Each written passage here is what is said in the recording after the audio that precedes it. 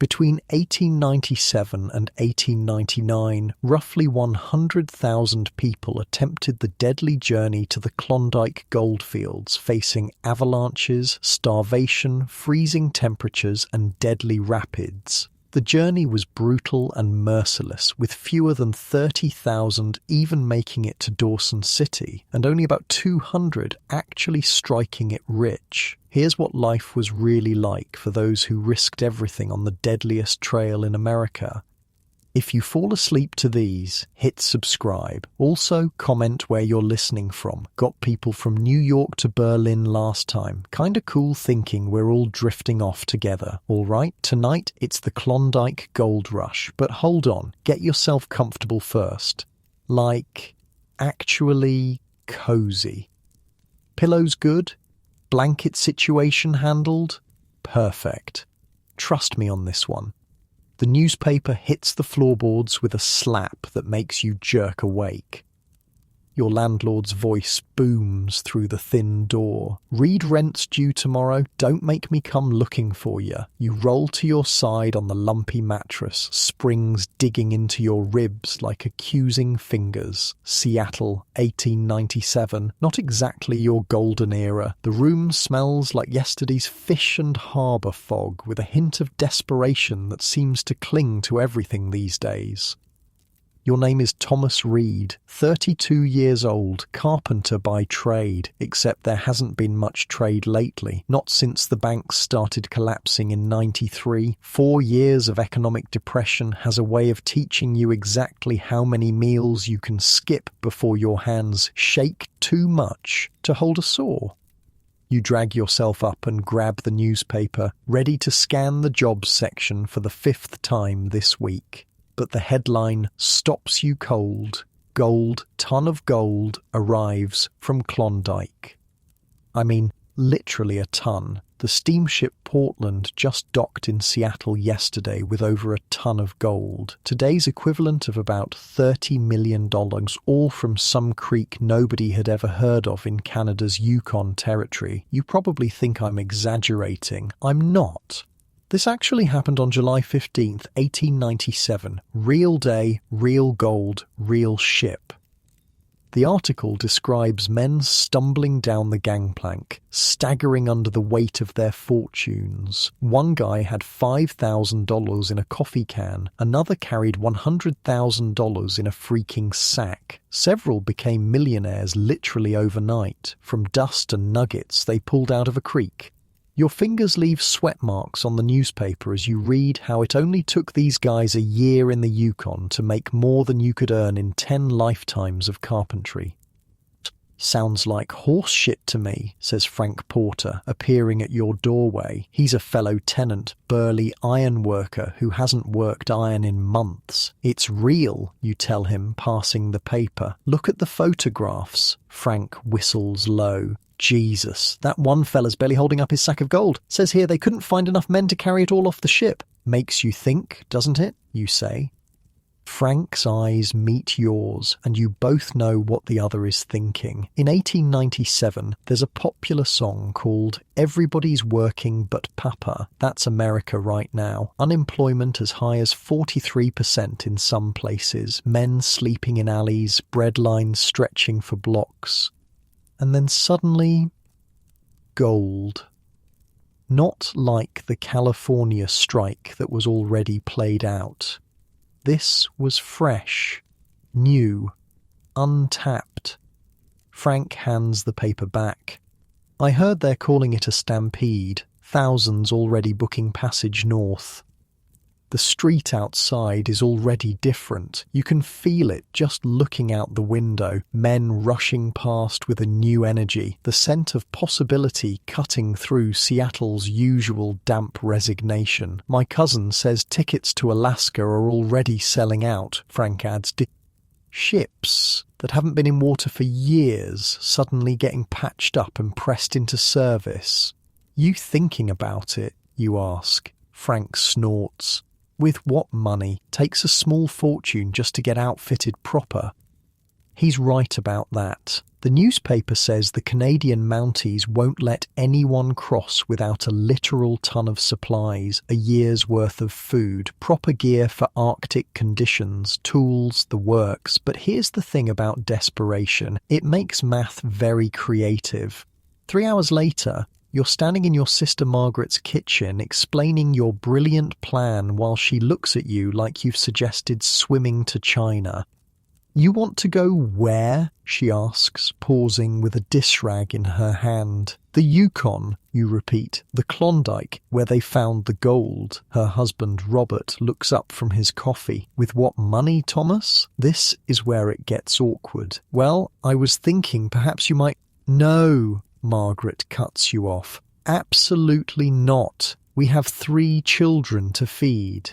And I'll pay you back 10 times over," you insist. "Look at the paper. These men are coming back with fortunes."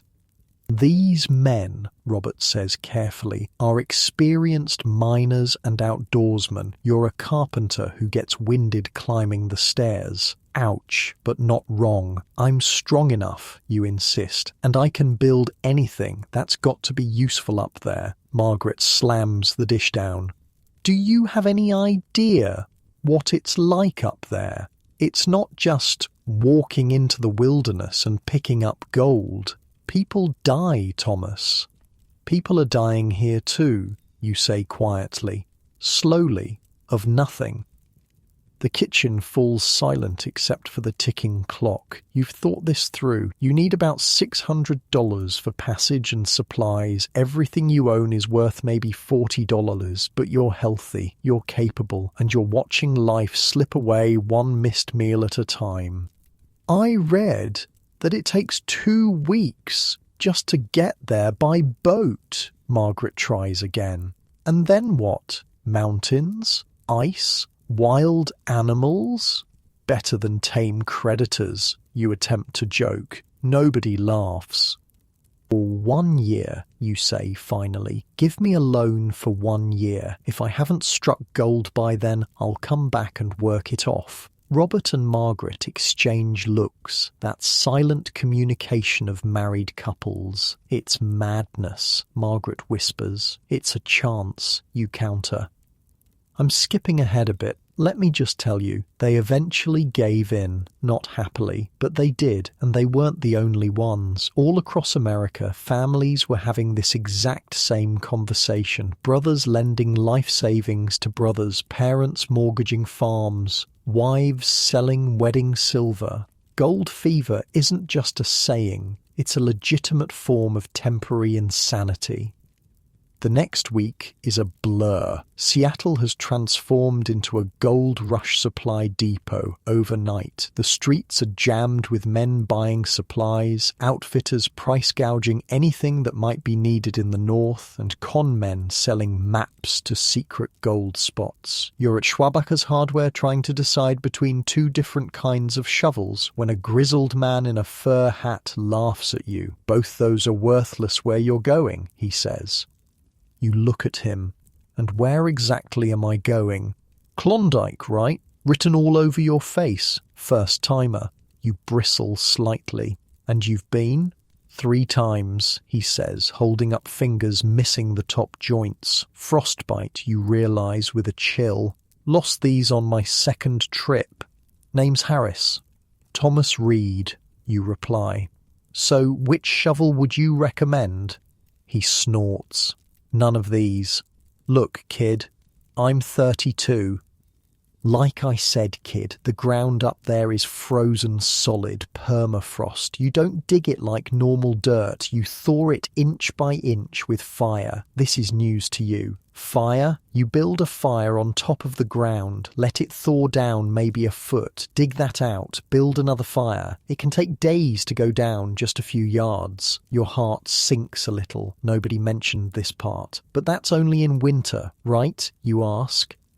Harris laughs again, a sound like boots on gravel. Winter is 9 months of the year up there, and the ground never really thaws deep. Listen, put back the fancy shovel and let me tell you what you actually need. For the next hour, Harris walks you through the store, pointing out what's essential and what's worthless. He's been to the Yukon 3 times, never struck it rich, but survived, which seems like an achievement in itself.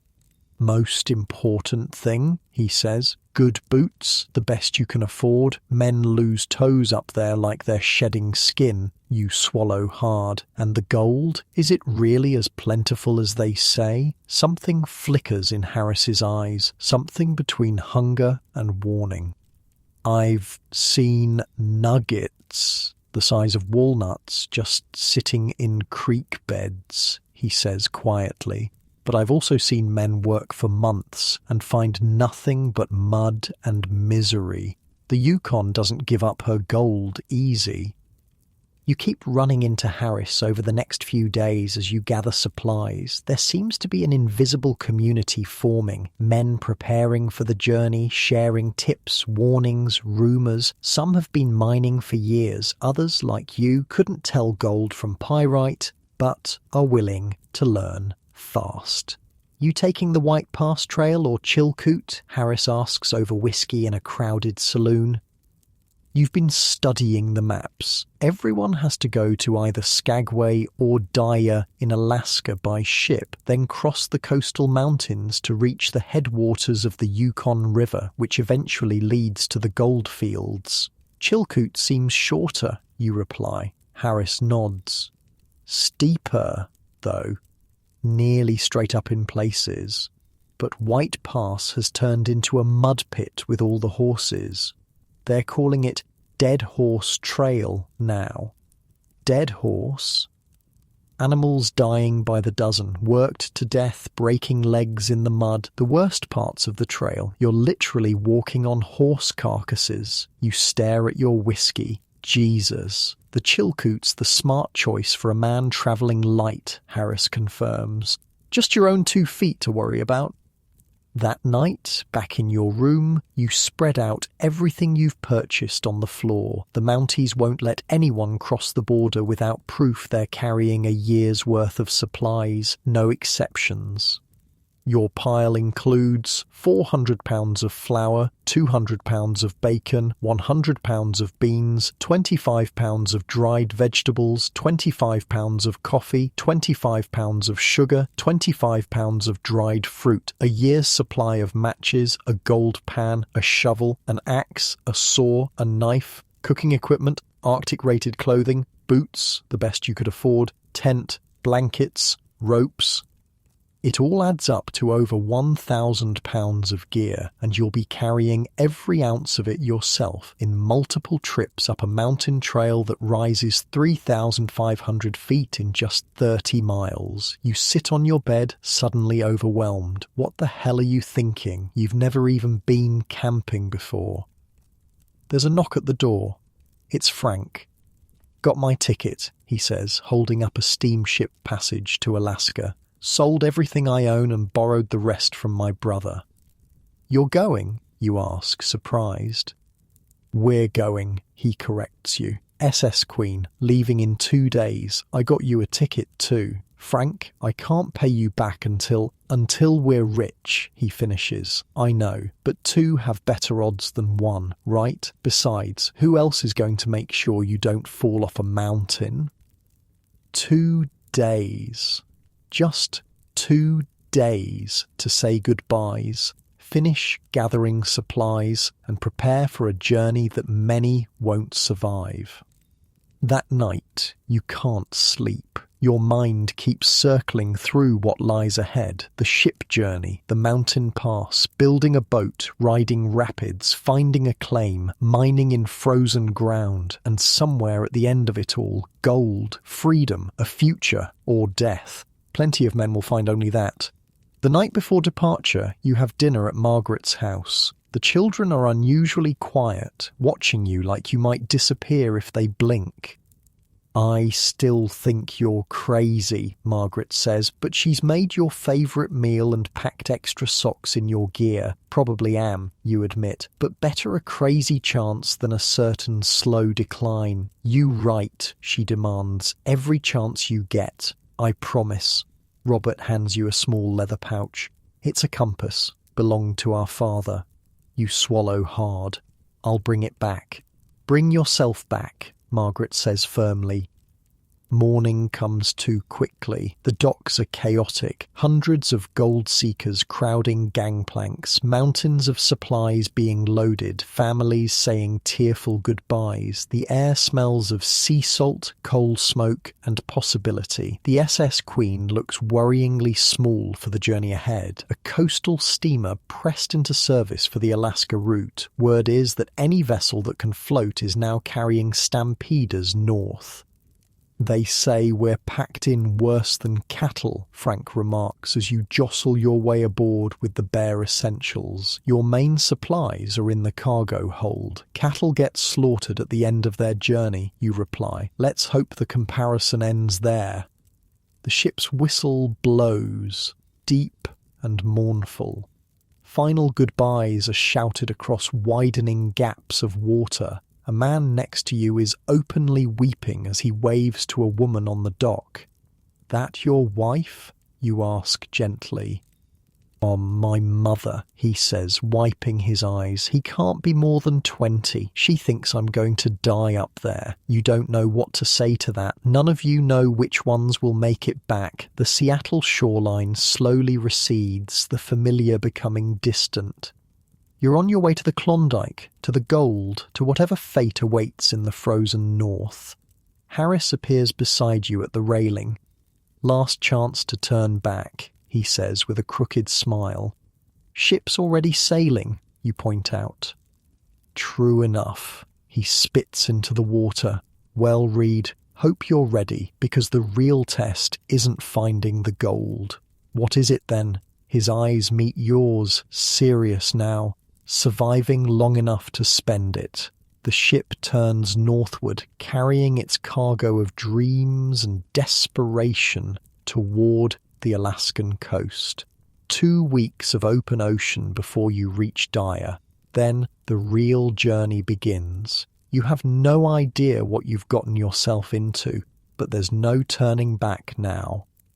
The ship lurches violently, sending you crashing into the bulkhead. Your stomach heaves as the SS Queen rides another massive wave. 2 days at sea, and you've discovered something crucial about yourself. You were absolutely not meant to be a sailor. You look like death warmed over, Frank says, somehow still standing as the ship pitches again.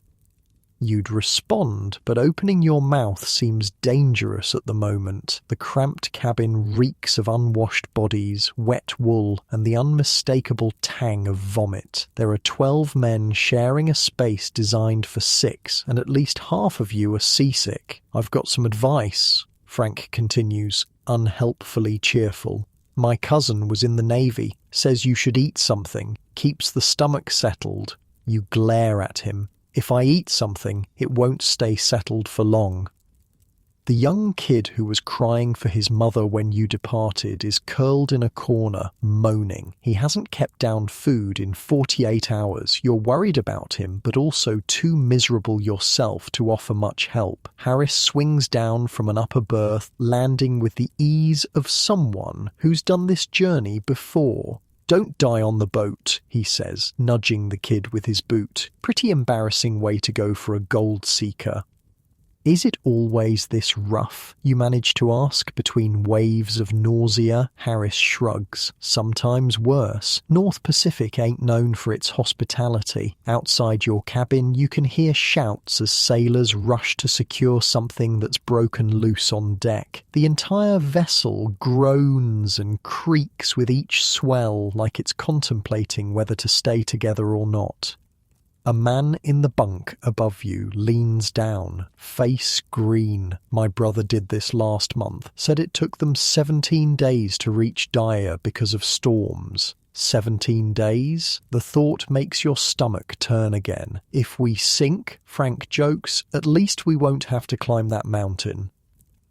Nobody laughs. Harris pulls out a flask and takes a swig. You know what's the real joke? This ain't even the hard part yet.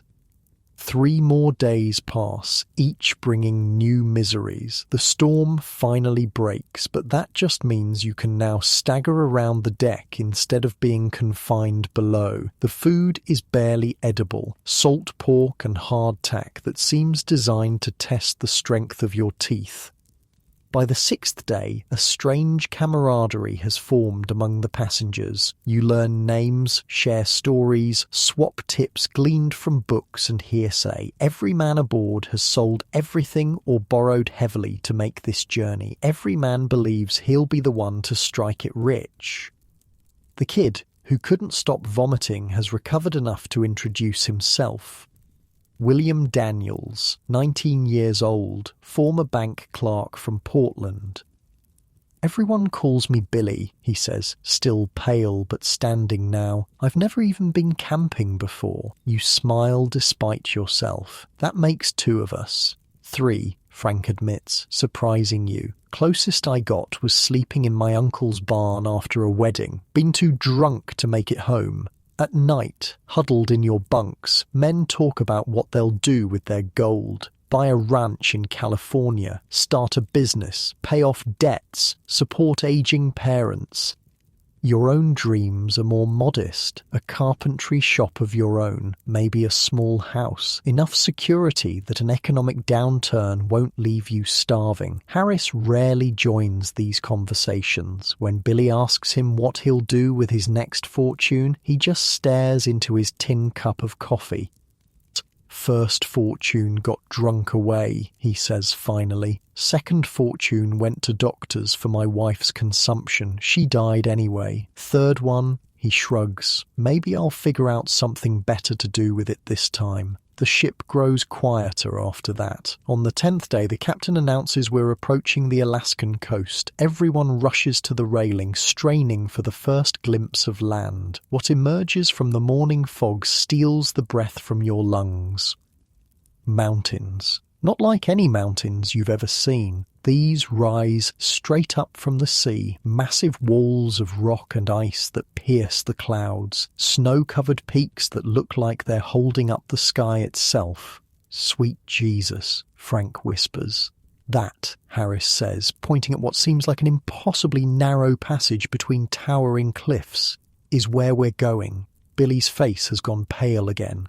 We have to climb those? Just the small ones, Harris replies with a grim smile.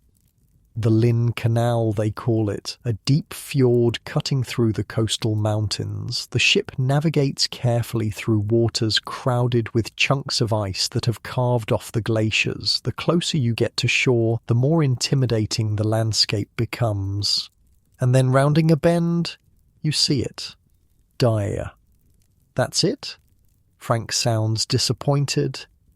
That is a muddy beach with a long pier stretching out into the water. Behind it, a scattered collection of tents and hastily constructed wooden buildings. And beyond that, the mountains, looming like judgmental gods. The real shock comes when the Queen anchors offshore, and you realise you're not pulling up to the pier at all. Shallow water, Harris explains. Big ships can't make it in. We get to ride the lighter boats. These lighter boats turn out to be flat-bottomed barges that look far from seaworthy. You and about 20 other men climb down into the first one, along with whatever personal items you could carry. What about our supplies? Billy asks, panicked. All my food and equipment. They'll unload the cargo after the passengers. The barge operator, a leathery man with a permanent squint, laughs. For a price, of course. Nothing's free in Dyer.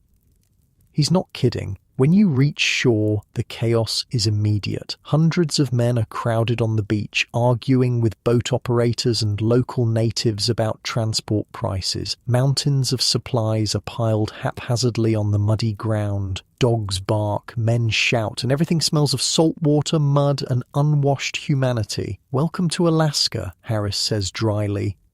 It takes 3 hours of arguing, negotiating, and finally paying exorbitant rates to get your supplies onto the beach. By then, the sun is setting, casting long shadows across the narrow valley that leads toward the infamous Chilkoot Pass. You stake out a small patch of relatively dry ground and set up the tent you'd purchased in Seattle, an activity that turns out to be far more complicated than the store clerk had suggested.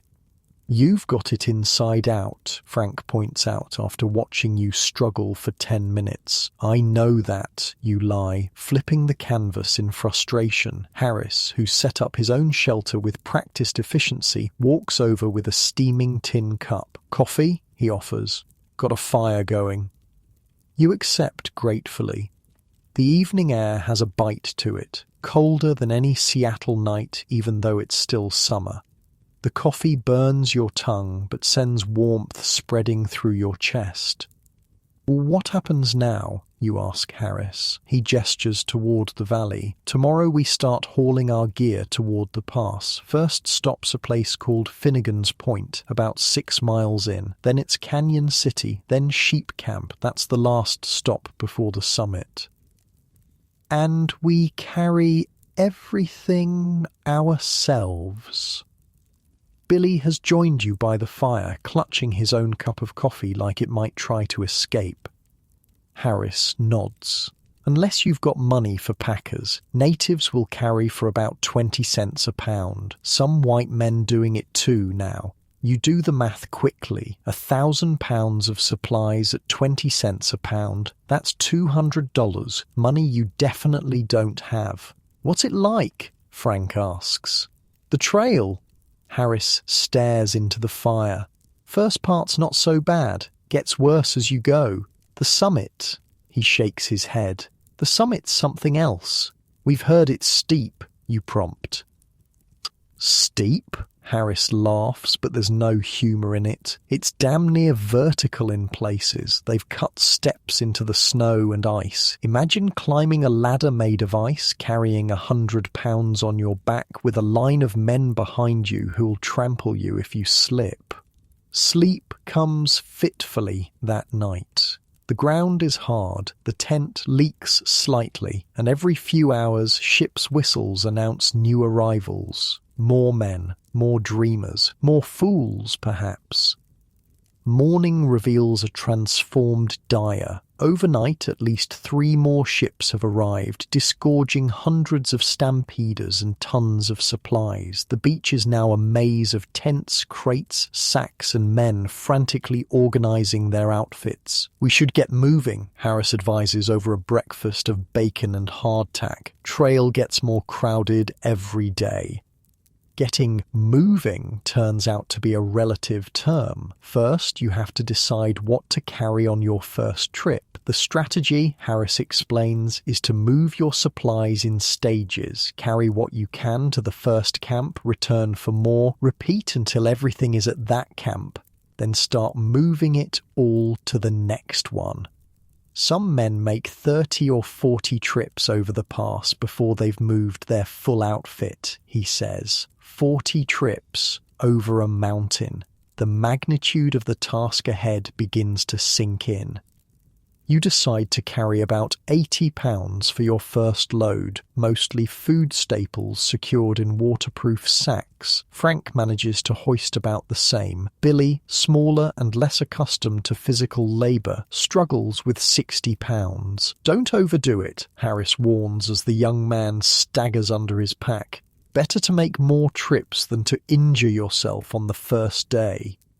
The trail begins innocuously enough, a muddy path winding alongside the Thaw River, which rushes with snowmelt from the mountains. The terrain is flat at first, the walking merely unpleasant rather than torturous. That changes rapidly. 2 miles in, the valley narrows. The trail climbs away from the river, ascending through dense forest. Roots and rocks make every step treacherous. The weight on your back seems to double with each hour. Your shoulders burn, your legs tremble.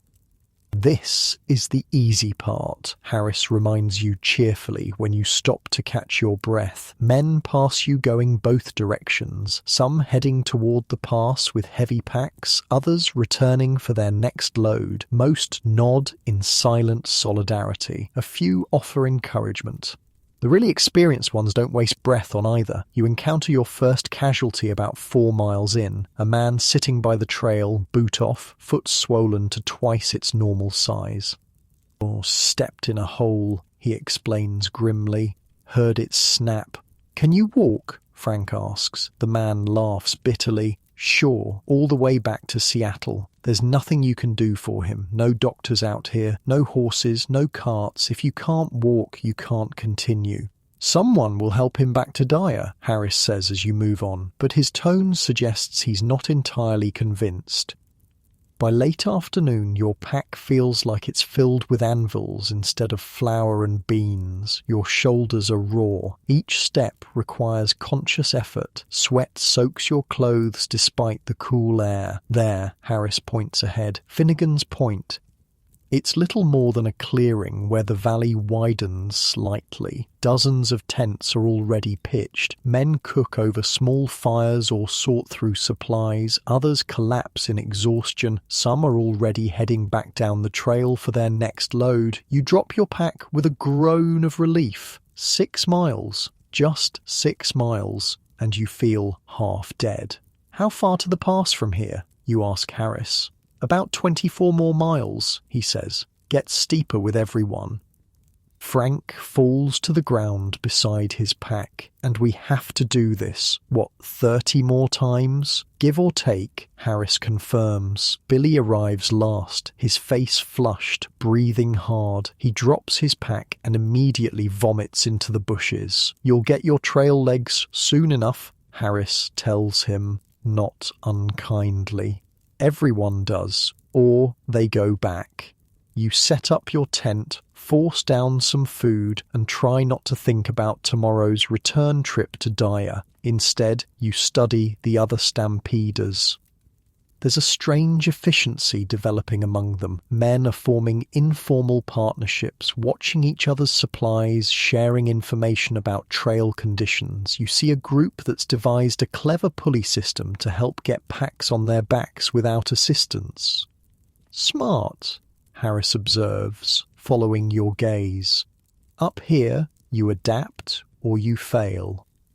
Despite your exhaustion, you struggle to sleep that night. Your body aches in places you didn't know could ache. The sounds of the camp, men snoring, coughing, occasionally crying out in their sleep, keep you drifting in and out of consciousness. Morning comes too soon. After a quick breakfast, you head back down the trail toward Dyer, your pack now empty. The return journey is faster but still taxing. Your muscles protest every step. In Dyer, the scene is even more chaotic than before. New ships have arrived. The beach is an obstacle course of supplies, animals, and men. You locate your cached supplies, select your next load, and prepare for the return trip to Finnegan's Point. As you're adjusting your pack, a commotion breaks out nearby.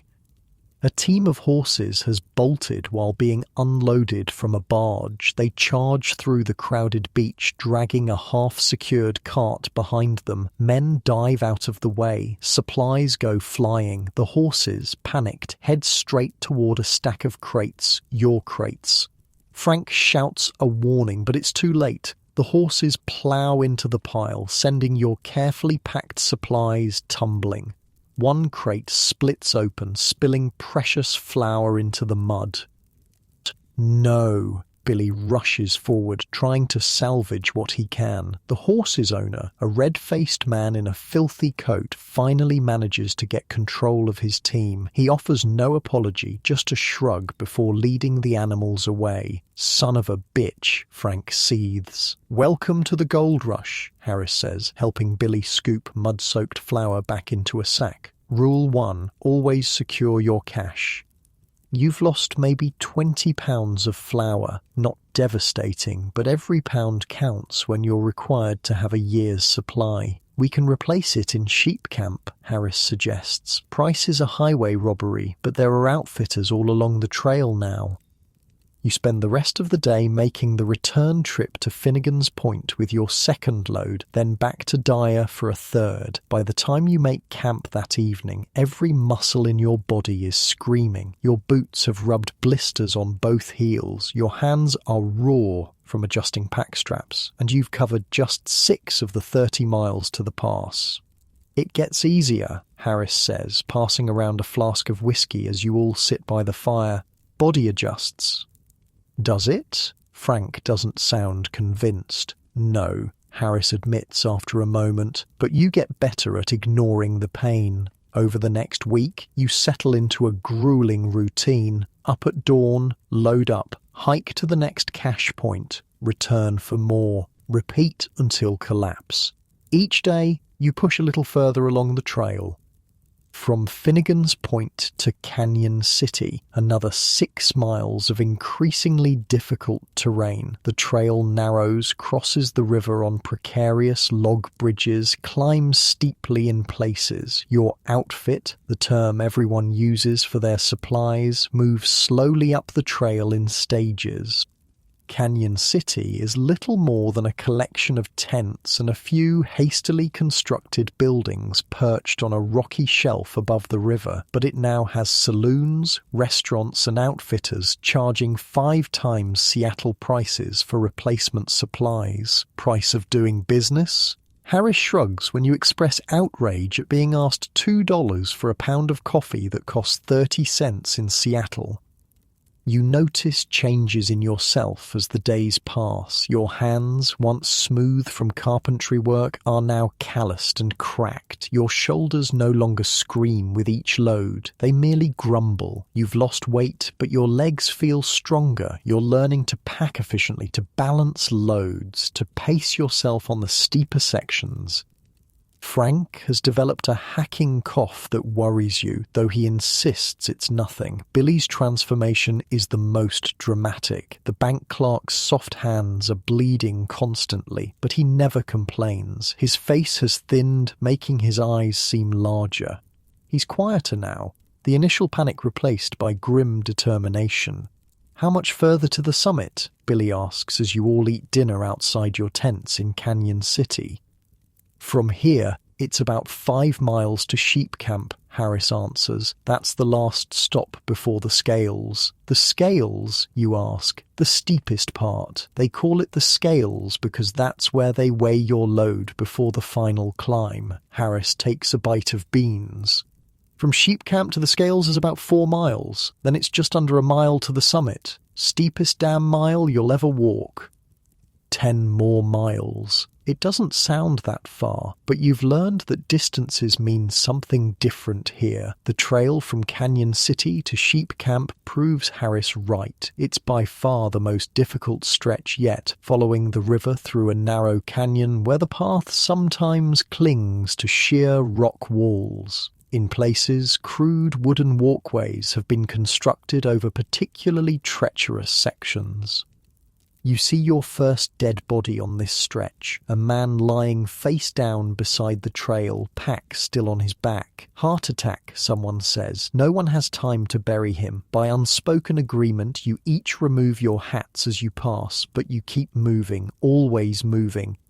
It takes 4 days to get all your supplies to Sheep Camp. The settlement is the largest you've seen since Dyer. Hundreds of tents spread across a widening of the valley, with actual wooden buildings housing businesses that seem more permanent. The reason becomes clear when Harris explains that many stampeders stage here for days or weeks, waiting for good weather before attempting the summit.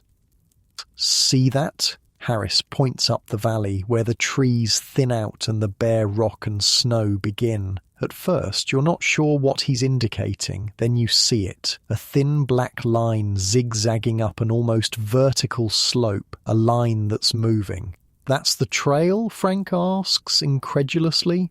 "That's the trail," Harris confirms, "and each of those little moving dots is a man carrying a pack." You squint, trying to make sense of the scale. The dots look impossibly small against the vastness of the mountain. The trail itself seems to go straight up in places. "Good God," Billy whispers. "Many have called on him on that stretch," Harris says, not sure how often he answers. That night, in sheep camp, a storm rolls in. Rain hammers your tent. Wind threatens to tear the canvas from its stakes. The temperature drops sharply. By morning, the rain has turned to snow. "We wait," Harris declares, surveying the white-capped peaks above. "Only fools and the desperate try the summit in weather like this. You're not sure which category you fall into anymore. For 3 days, the storm rages. No one attempts the pass. Men crowd into the few saloons and restaurants, swapping stories, sharing concerns about supplies running low. Rumors spread. The pass is closed for the season. The Canadian Mounties are turning people back. Someone died in an avalanche yesterday." Harris dismisses most of these. "Trail gossip," he says, "but the avalanche risk is real enough when it snows like this." On the 4th morning, you wake to silence. The wind has stopped. Poking your head outside the tent, you see stars fading in a pre-dawn sky of perfect clarity. "Today," Harris announces, already packing his summit gear. "We go today." You gather only what you can carry in one trip, about 80 pounds of your most essential supplies. The plan is for each of you to make multiple trips over the summit, just as you've done on earlier sections. "Leave your tent," Harris advises. "We'll come back for the rest once we've established a cache on the other side." By the time you're ready, a steady stream of men is already moving up the trail toward the scales. Everyone recognizes the opportunity of clear weather. Everyone knows it might not last. The trail out of sheep camp starts gradually enough, winding through the last stunted trees before the timberline. But soon the vegetation disappears entirely, replaced by snow, ice, and rock. The path steepens dramatically. Your breath comes in painful gasps. The air seems thinner, though Harris says it's just the exertion. Sweat freezes on your face. Your pack feels like it's filled with lead, and you haven't even reached the real challenge yet. 3 hours of brutal climbing brings you to what must be the scales. Relatively flat area where the trail seems to pause before the final ascent. Men with makeshift scales are indeed weighing packs, though it's not clear who authorized them to do so. "Too heavy," one declares, examining Billy's load. "You'll never make it up with that." "I have to," Billy insists. The man shrugs. "Your funeral." You look up at what awaits. The infamous Chilkoot Pass. From here, it's clear why Harris called it damn near vertical. The trail is literally a staircase chopped into the snow and ice, rising at an angle that seems impossible for a laden man to climb. It stretches up and up, disappearing into a notch between peaks that marks the summit and the Canadian border, and the stairs are packed with men moving slowly upward in a continuous line like ants climbing a wall. "They call it the Golden Stairs," Harris says beside you, though there's nothing golden about them. You watch as a man near the top stumbles, loses his balance, and falls. His pack comes loose, tumbling down the slope, narrowly missing several climbers before smashing onto the rocks below. Somehow, the man himself manages to catch himself, clinging to the steps as those behind him carefully maneuver around. "That's about a year's wages he just lost," Harris remarks. "And almost his life," you add. Harris just nods. "Ready?" "No, you're not ready." Looking at that final climb, you're not sure you'll ever be ready, but Frank is already adjusting his pack. Billy, pale but determined, is doing the same. So you hoist your load, tighten the straps until they bite into your shoulders, and take your place in the line of men preparing to ascend the golden stairs. The final test is about to begin. The first step onto the golden stairs nearly breaks you. Your boot slips on ice polished smooth by thousands of feet before yours. For one heart-stopping moment, you're certain you're going down, taking a dozen men with you. Somehow your hand finds a grip on the crude rope strung alongside the steps. You steady yourself, breathing hard. One step, Harris grunts from behind. Then another. Don't think about the top. One step, then another. Your world narrows to the ice beneath your feet and the back of the man in front of you. The pack tries to pull you backward with each movement. 80 pounds doesn't sound like much until it's actively trying to kill you. The line moves with excruciating slowness. No one can pass, no one can rest. To step out of line means to yield your spot, which might mean hours more waiting, so you keep climbing, though your legs burn and your lungs feel like they're filling with broken glass. 20 minutes in, the man ahead of you stops suddenly. The whole line grinds to a halt. "What's happening?" you call forward. The word comes back down the line. "Fallen pack, blocked trail." You take the moment to catch your breath. Sweat pours down your back despite the freezing temperature. You don't dare look down, or up for that matter. Better not to know how far you've come or how far you have to go. "Doing all right, Reed?" Harris asks. You manage a grunt that might pass for yes. The line starts moving again. Step, breath. Step, breath. Men curse, men pray, men count steps aloud like it's the only thing keeping them sane. Maybe it is. An hour into the climb, your body is screaming for rest. Your shoulders are on fire where the pack straps dig in. Your thighs quiver with each step, yet all around you men keep climbing. So you climb too. Billy is somewhere ahead, Frank somewhere behind. You've lost sight of both in the single file trudge upward. It's just you, the mountain, and hundreds of strangers all fighting the same battle. The wind picks up, sending needles of ice against your exposed face. Your beard, which you haven't bothered to shave since Seattle, is crusted with frozen breath. The fingers gripping the guide rope have lost all feeling. Almost halfway, someone shouts encouragingly. You could kill that man with your bare hands if you had the energy to reach him. 2 hours in, a commotion erupts further up the stairs. Shouts, a scream. The line stops again. "Man down," comes the call. Heart gave out.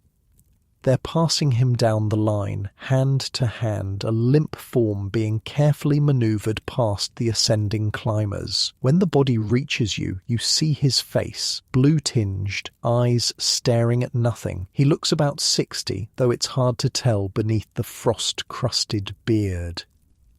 "One less man at the diggings," someone mutters as the body continues its journey down. You want to be horrified at the callousness, but a small, terrible part of you understands. Up here, death is just another obstacle to navigate around. 3 hours. Your world has become pain. Your legs move mechanically, without conscious input from your brain. The only thought you can hold on to is Harris's advice. One step, then another. "Look up, Reed," Harris wheezes behind you. "Take a gander." Against your better judgment, you raise your eyes from the endless stairs. And there it is, the summit. Much closer now, a notch between peaks where men are silhouetted against the sky, moving over the top and disappearing from view. The sight gives you a surge of energy. "We're going to make it," you say, half to yourself. "Course we are," Harris replies. "Told you the stairs was the hard part. After this, easy street." You don't believe him for a second. 4 hours after beginning the ascent, your hand reaches up and finds nothing. No more stairs. You've reached the top of the Chilkoot Pass. With a final tremendous effort, you haul yourself and your pack over the edge. The summit is flatter than you expected, a small plateau between peaks. Men collapse here, gasping for breath before gathering themselves for the journey onward. You join them, falling to your knees, then rolling onto your back. The sky above is a perfect blue. You've never seen anything so beautiful. Made it, Frank wheezes, appearing beside you and dropping his pack. Jesus, Mary, and Joseph. Where's Billy? You ask, suddenly concerned. Frank points back toward the stairs. Coming, slower, going for him. 10 minutes later, Billy crests the summit. His face is grey with exhaustion, but his eyes are bright with triumph. He staggers a few steps, then collapses next to you. I thought, he gasps, I thought I was going to die on those stairs. Day's still young, Harris says cheerfully, appearing behind him. Plenty of time for dying yet. You laugh, the sound strange in your own ears. You've made it over the Chilkoot Pass. The worst is behind you. Or so you think, until Harris points to a line of men at the far edge of the summit plateau. Canadian customs, he explains. Mounties checking everyone's outfit. They're doing that up here? Frank asks incredulously. Harris nods. Summit's the border. They want to make sure nobody gets through without their year's supplies, like I told you in Seattle. They're serious about it. The red-coated Mounties have set up a checkpoint where the trail continues down the Canadian side. Each stampeder must present his outfit for inspection. Those who don't have the required supplies are turned back, forced to return down those golden stairs to gather more. But we're only carrying part of our outfits, you protest. The rest is still at sheep camp. They know that, Harris reassures you. Just tell them you've got multiple loads coming. They'll issue you a numbered tag. You show that each time you cross with more supplies. The four of you join the inspection line. After half an hour of waiting, you reach a stern-faced Mountie with a clipboard. He looks you over with practiced efficiency. Name? He asks. Thomas Reed. How many in your party? 4. Total weight of your outfit? About 1,000 pounds each, sir. How many trips do you anticipate making over the pass? You look at Harris, who holds up his fingers. Probably a dozen or so, you answer. The Mountie nods and hands each of you a small metal tag with a number stamped into it. Present this each time you cross. Once your complete outfit has been verified, you'll receive a certificate allowing you to proceed to the Yukon Territory. Yes, sir, you reply, surprised by the bureaucratic efficiency in such a remote location. Welcome to Canada, the Mountie adds, almost as an afterthought. And good luck. Beyond the checkpoint, the trail descends sharply again, though nothing like the brutal stairs on the American side. The path winds down through snowfields toward a tree line in the distance. Crater Lake is about 3 miles down, Harris informs you. That's our next staging area. After that, it's on to Lake Lindeman, then Lake Bennett. How far to Bennett? Billy asks. From here, about 30 miles. 30 more miles of hauling supplies. The thought is almost enough to make you turn around. Don't look so glum, Harris says, noticing your expression. The worst is behind us now, and Bennett's where we build the boats. Boats? This is news to you. Harris nods. Only way to get to Dawson once you've got all your gear over the pass. Build a boat at Bennett, then float down the Yukon River, about 500 miles. 500 miles by boat, through unknown waters, in a vessel you have to build yourself. The magnitude of this journey keeps expanding before you. One step at a time, Frank reminds you, seeing your face. Let's just get to Crater Lake first. The descent is easier than the climb, but still treacherous with heavy packs. The snow gives way to rocky terrain, then sparse trees as you lose elevation. By late afternoon, you reach Crater Lake, a small, ice-rimmed body of water surrounded by a growing tent city.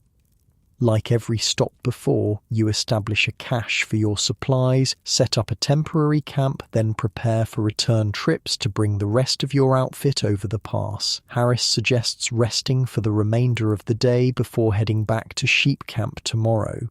You don't argue. Every muscle in your body feels wrung out.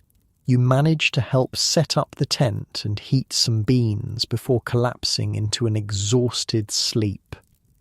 Morning brings fresh pain as your abused body protests even the simplest movements, but there's no choice but to continue. You leave most of your gear at Crater Lake and begin the trek back to sheep camp for your next load. Heading down the golden stairs proves almost as challenging as going up, just in different ways.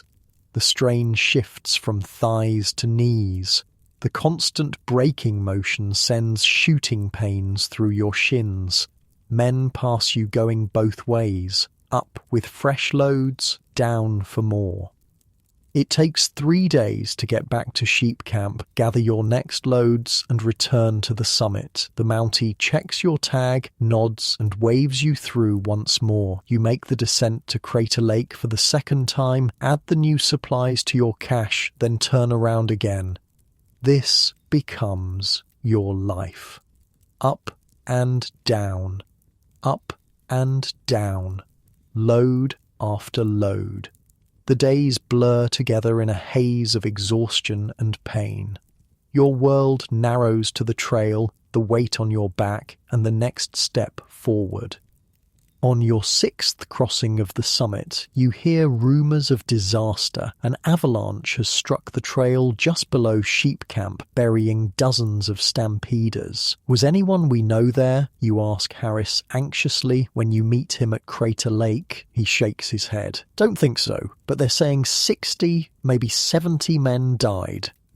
The news is sobering. Nature, it seems, is an even more formidable gatekeeper than the Mounties, yet the line of men crossing the pass never diminishes. If anything, it grows longer as more ships arrive in Daya and Skagway. By your 9th crossing, you're moving the last of your supplies over the summit. The Mountie with the clipboard checks your tag one final time, then hands you each a certificate. You're cleared for the Yukon Territory, he announces. Good luck at the diggings. From Crater Lake, you begin moving your complete outfit toward Lake Bennett, where you'll build your boats. The terrain is less steep now, but still challenging. A series of smaller lakes connected by portages. Lake Lindeman comes first, a long, narrow body of water nestled between mountains. Some stampeders are already building boats here, unwilling to make the final portage to Bennett, but Harris advises against it. Lindeman empties into Bennett through rapids that'll tear a poor boat to pieces, he explains. Better to make the final haul and build at Bennett itself. So you continue, moving your supplies in multiple trips along the shores of Lindeman, then over a rocky ridge to the final destination, Lake Bennett. The journey from summit to Bennett takes another 2 weeks of relentless labour. Bennett is like nothing you've seen before. The narrow end of a long lake stretching northward, its shores have been transformed into a vast construction yard. Thousands of men are busy felling trees, sawing planks, and building boats of every conceivable design. The air rings with hammers, saws, and occasional curses. My God, Billy breathes when you crest the final rise and see the lake spread before you. It's like a city of boats, Frank agrees. Harris surveys the scene with a practiced eye. We need to find a spot with good timber nearby, and we'll need to build a saw pit. A what, you ask? Saw pit. One man stands below, one above. You work a long saw between you to cut planks from logs, unless you've got money for the sawmill. You follow his gaze to where a steam-powered sawmill has been set up near the water's edge. A long line of men wait with logs, ready to pay exorbitant prices to have them cut into usable lumber. We'll do it ourselves, you decide. Money is running too short for luxuries. You find a spot about 100 yards from the shore, close to a stand of spruce trees suitable for boat building. By nightfall, you've established your final camp and secured your supplies. That evening, sitting by the fire, you try to process how far you've come, from Seattle to Dyer, up the Chilkoot Pass, across the lakes to Bennett, and all while carrying 1,000 pounds of supplies on your back, piece by piece. So we build boats next, you say to Harris. How long will that take? He considers.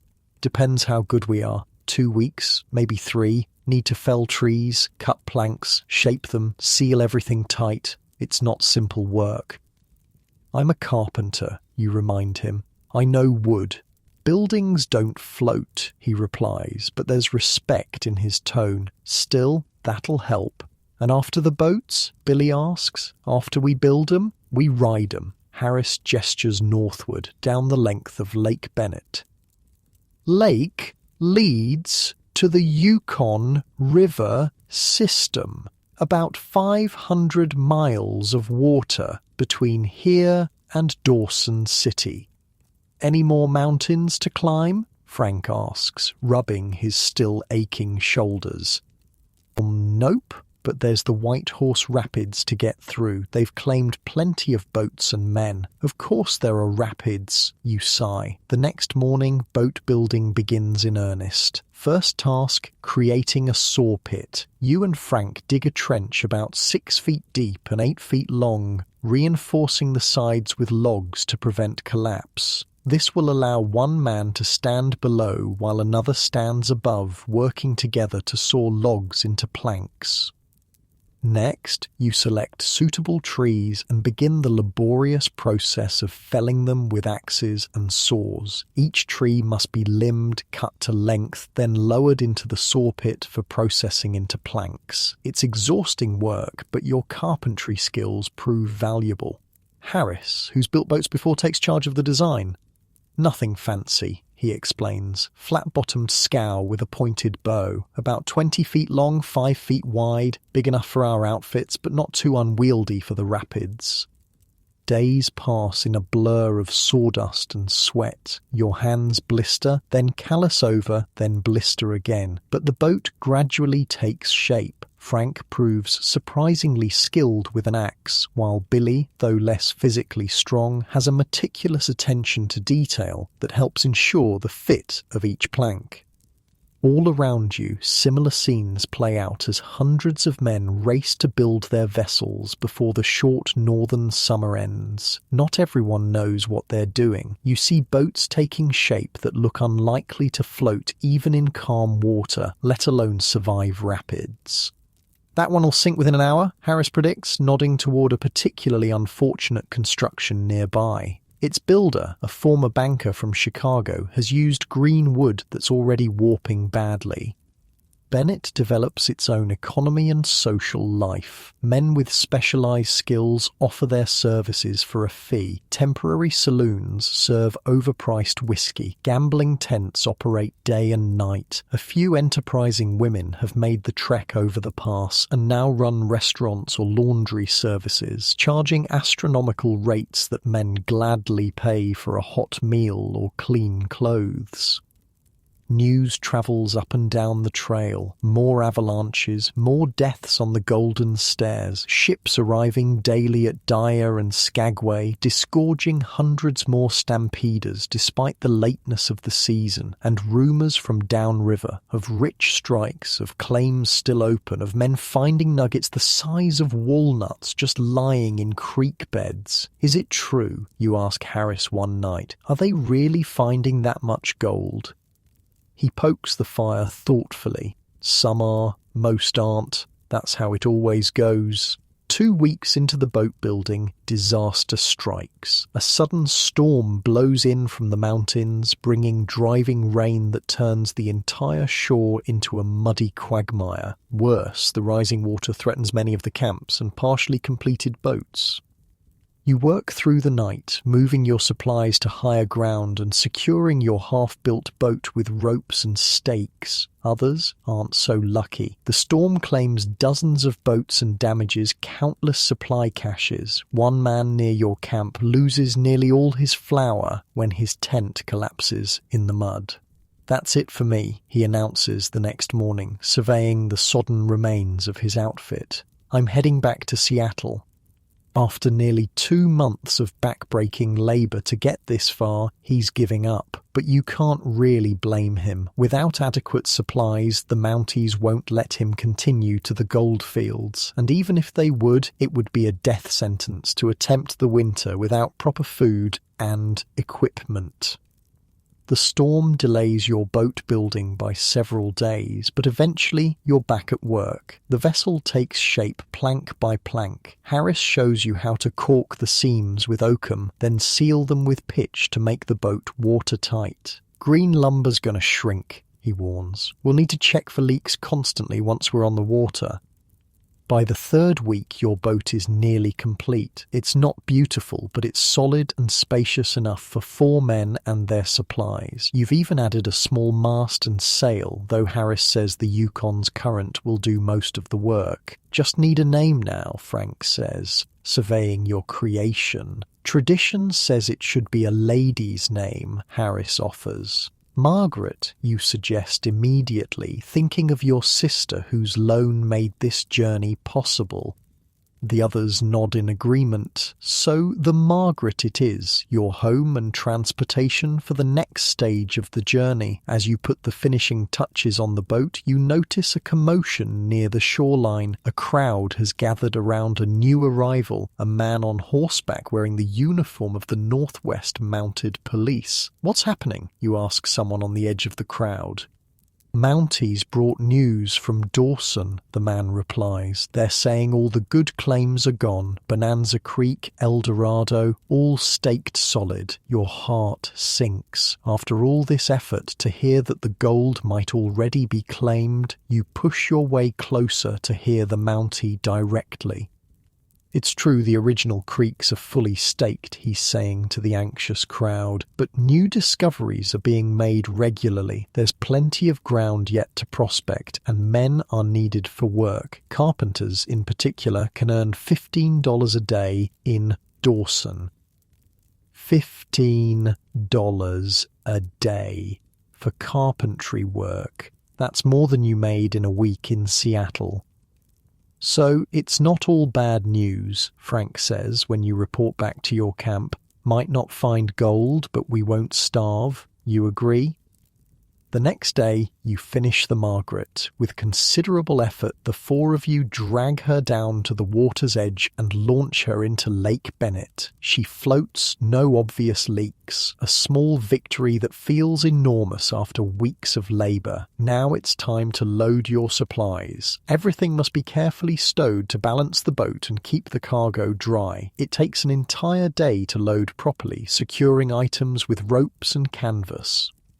That night, you're last on shore. You join other stampeders around a large bonfire. Men who were strangers weeks ago are now familiar faces. You've all shared the same trials, the same exhaustion, the same determination. Someone produces a fiddle, another has a harmonica. Music drifts across the lake as stars appear overhead. Men talk of what awaits in Dawson, the gold, the opportunities, the future. "We leave at first light," Harris announces as you return to your camp. 500 miles of river between us and Dawson. If all goes well, we'll be there in 2 weeks. "And if all doesn't go well?" Billy asks. Harris just shrugs. "Then we deal with that too." You lie awake in your tent, listening to the lap of waves against the shore. Tomorrow you'll board the Margaret and commit yourself to the Yukon River. A journey through wilderness few white men have ever seen. You've already overcome so much. The mountain, the cold, the back-breaking labor. But something tells you that the river might present challenges all its own. Sleep eventually comes, bringing dreams of gold nuggets the size of walnuts just waiting to be picked up from creek beds. If only it could be that easy. Dawn breaks over Lake Bennett with a pink glow that turns the water to rose gold. A good omen, perhaps, or just pretty light on very cold water. You're already awake, too keyed up to sleep. Today you set sail on a boat you built with your own hands, heading into wilderness most folks will never see. All along the shoreline, other stampeders are making final preparations. Some boats have already pushed off, tiny against the vastness of the lake. One vessel catches your eye, an elaborate two-story affair with glass windows and what looks like a stove chimney poking through the roof. Or some people got more money than sense, Harris observes, following your gaze. Fancy boats just more weight to maneuver in the rapids, probably sink at the first rough water. Frank emerges from the tent, coughing that deep, worrying cough that hasn't improved since you left the coast. "You all right?" you ask. He waves off your concern. "Just the damp. I'll be fine once we get moving." Billy is the last to rise, still rubbing sleep from his eyes as you all share a breakfast of coffee and bacon. He's changed so much from the frightened bank clerk who boarded the ship in Seattle, leaner, quieter, with a determined set to his jaw that wasn't there before. "Ready to be gold miners?" he asks with a half smile. "Ready to stop carrying stuff on my back," Frank replies. The Margaret sits at the water's edge, loaded and waiting. She's not pretty, a flat-bottomed scow with a slightly pointed bow, rough-hewn planks sealed with pitch. But she's yours, and she'll float, and that's all that matters now. You push off just after sunrise, joining a loose flotilla of boats heading north across Lake Bennett. The lake stretches about 25 miles before narrowing into a river that will eventually become the mighty Yukon. The morning is calm, perfect for breaking in your sailing skills, which is fortunate since none of you really know what you're doing. "Keep her pointed straight," Harris instructs as you take the first turn at the steering oar, a long pole attached to the stern that serves as a rudder. Current's gentle here, but it'll get stronger. The boat feels alive beneath you, responding to each subtle movement of the oar. Your 1,000 pounds of supplies are carefully balanced and secured, making the Margaret ride low but stable in the water. Frank and Billy take turns at the small sail, adjusting it to catch the light breeze blowing north. Harris, who's done this journey before, keeps a careful eye on everything, offering advice and occasional corrections. "Look at that," Billy says quietly, gesturing toward the shoreline. Massive mountains rise on either side of the lake, snow-capped peaks reflecting in the still water. Spruce trees crowd the lower slopes, a deep green against the grey rock. The vastness of it makes you feel tiny, insignificant. "Makes Seattle seem awful crowded, doesn't it?" you reply. The first day passes peacefully, almost like a pleasure cruise. You make good progress, covering nearly 15 miles before making camp on a small island. Other boats cluster nearby, their campfires creating a string of lights along the shore as darkness falls. The second day brings your first challenge, a narrow channel connecting Bennett to the next lake in the chain. The current picks up here, pulling boats along at an alarming speed. Several vessels ahead of you run aground on sandbars or get caught in eddies, their crew shouting and pushing with poles to free themselves. "Keep to the centre," Harris calls as the Margaret enters the channel. "Watch the water patterns." You strain at the steering oar, feeling the current grab the boat and try to spin it sideways. Frank and Billy scramble to adjust the sail while Harris stands at the bow watching for obstacles. A boat just ahead of you isn't so lucky. It hits a submerged rock with a crack that echoes across the water. The vessel tilts alarmingly, taking on water as its crew frantically tries to bail. "Nothing we can do," Harris says when you instinctively move to help. "We stop to aid them. We'll end up on the rocks too." The cruel calculus of survival. You watch with a sick feeling as the stricken boat limps towards shore, half submerged, its crew desperately trying to save what supplies they can. "That could have been us," Billy says quietly. "Still could be," Harris replies. "We've got much worse water ahead." That night, camped on the shore of Tagish Lake, you hear distant thunder, but the sky is clear, stars scattered like gold dust across the darkness. "That's not thunder," Harris explains. "That's the White Horse Rapids. We're still a day away, but you can hear 'em." You lie awake, listening to that ominous rumble. The White Horse Rapids. Tapan Adney, a correspondent for Harper's Weekly, had written that no fewer than 40 drownings were credited to that stretch of water.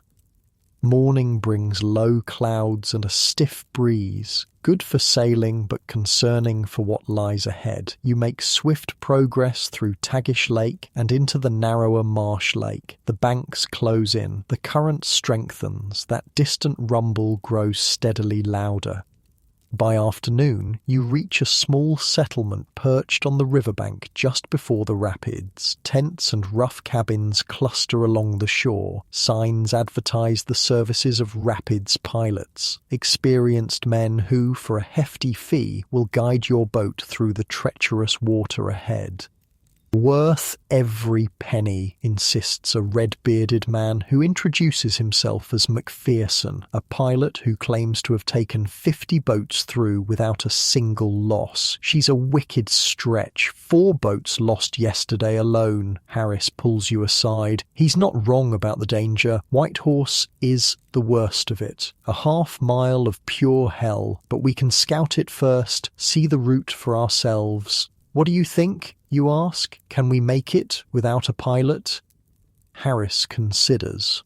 "I've done it before, but I was younger then, and the water level changes daily. What worked last time might not work now." The sound of the rapids is now a constant roar. Along the shore, you can see the wrecks of boats that didn't make it. Splintered wood and scattered supplies, a grim gallery of failure. "Let's at least look before we decide," Frank suggests. The 4 of you hike alongside the river to a high point overlooking the rapids. The sight steals your breath. The Yukon, usually hundreds of feet wide, narrows suddenly to perhaps 60 feet. The water, squeezed through this bottleneck, transforms into a churning cauldron of white foam studded with black rocks. Standing waves rise 6 feet high, crashing down with enough force to smash a boat to kindling. "Jesus," Frank whispers. "They call it the White Horse because of those waves," Harris explains. "See how the tops look like white manes?" You watch as a boat enters the upper rapids. It's crewed by 4 men, all working frantically. 2 at oars, 1 with a long steering pole, 1 bailing water that crashes over the gunnels. The vessel bucks and twists in the current, nearly capsizing before somehow righting itself. The crew's shouts are lost in the roar, but their terrified expressions are clear even from your vantage point. Miraculously, they make it through, their boat shooting out of the lower rapids into calmer water. The crew collapses in visible relief. Another boat follows, this one guided by what must be one of the rapids' pilots. The passage is smoother, the boat taking a clear line between the worst obstacles. "I've changed my mind," you announce. "Let's hire McPherson." No one argues. The fee is steep, $50, a significant chunk of your dwindling funds, but as McPherson points out, you can't spend money if you're dead. We'll go first thing tomorrow, the pilot tells you. Water's usually calmest in early morning. Tonight, secure your boat well. River can rise 6 inches without warning. That night, camped with dozens of other nervous stampeders, you drink bad whiskey around a fire and listen to horror stories of the rapids. My brother went through last week, one man tells you. Said a boat just ahead of him hit a rock and flipped. 4 men in the water, supplies everywhere. Only 2 made it to shore. I heard they've started recovering bodies 20 miles downriver, adds another. Great, mutters Billy. Just what we needed to hear before bedtime.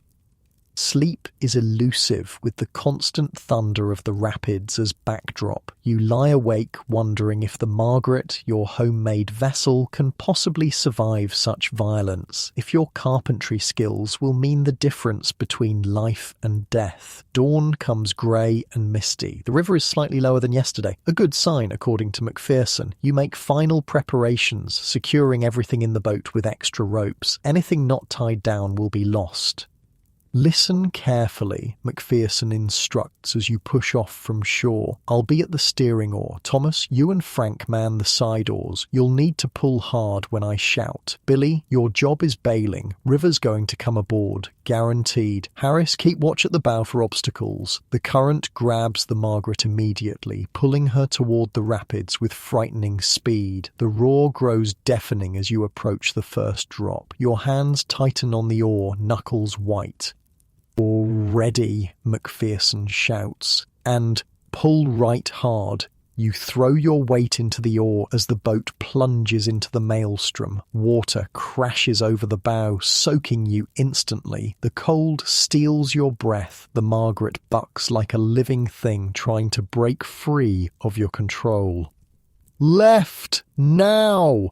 McPherson bellows. You and Frank switch direction, straining against the current. A massive rock slides past, close enough to touch. The boat drops into a trough, then rises on a wave that seems impossibly tall. Billy is bailing frantically, but water is coming in faster than he can throw it out. The Margaret is riding dangerously low, her gunnels just inches above the churning river. Straight ahead, pull together. The boat shoots between 2 standing waves, taking on more water. Something cracks, a plank strained beyond its limit. Harris shouts a warning, pointing at a whirlpool forming directly ahead. Right all your strength. Your muscles scream as you haul on the oar. The whirlpool slides past to port, its sucking vortex just missing your stern.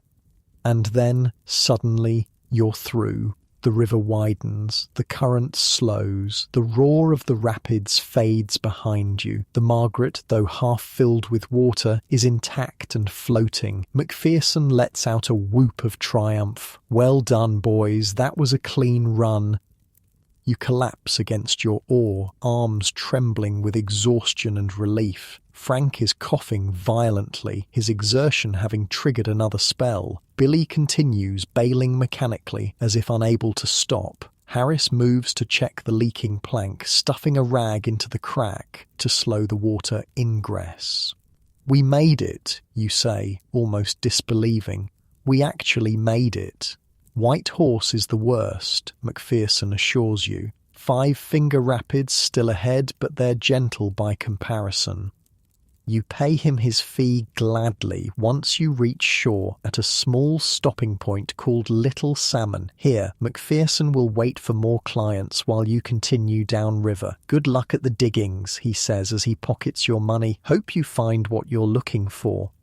The next stretch of river is blessedly calm. The Yukon widens, its current steady but not threatening. The landscape changes, mountains giving way to rolling hills covered in spruce and birch. The air grows colder as you travel north, ice forming along the shoreline each morning. We need to keep moving, Harris warns. River starts freezing in October. Get caught between here and Dawson when that happens. We're in real trouble.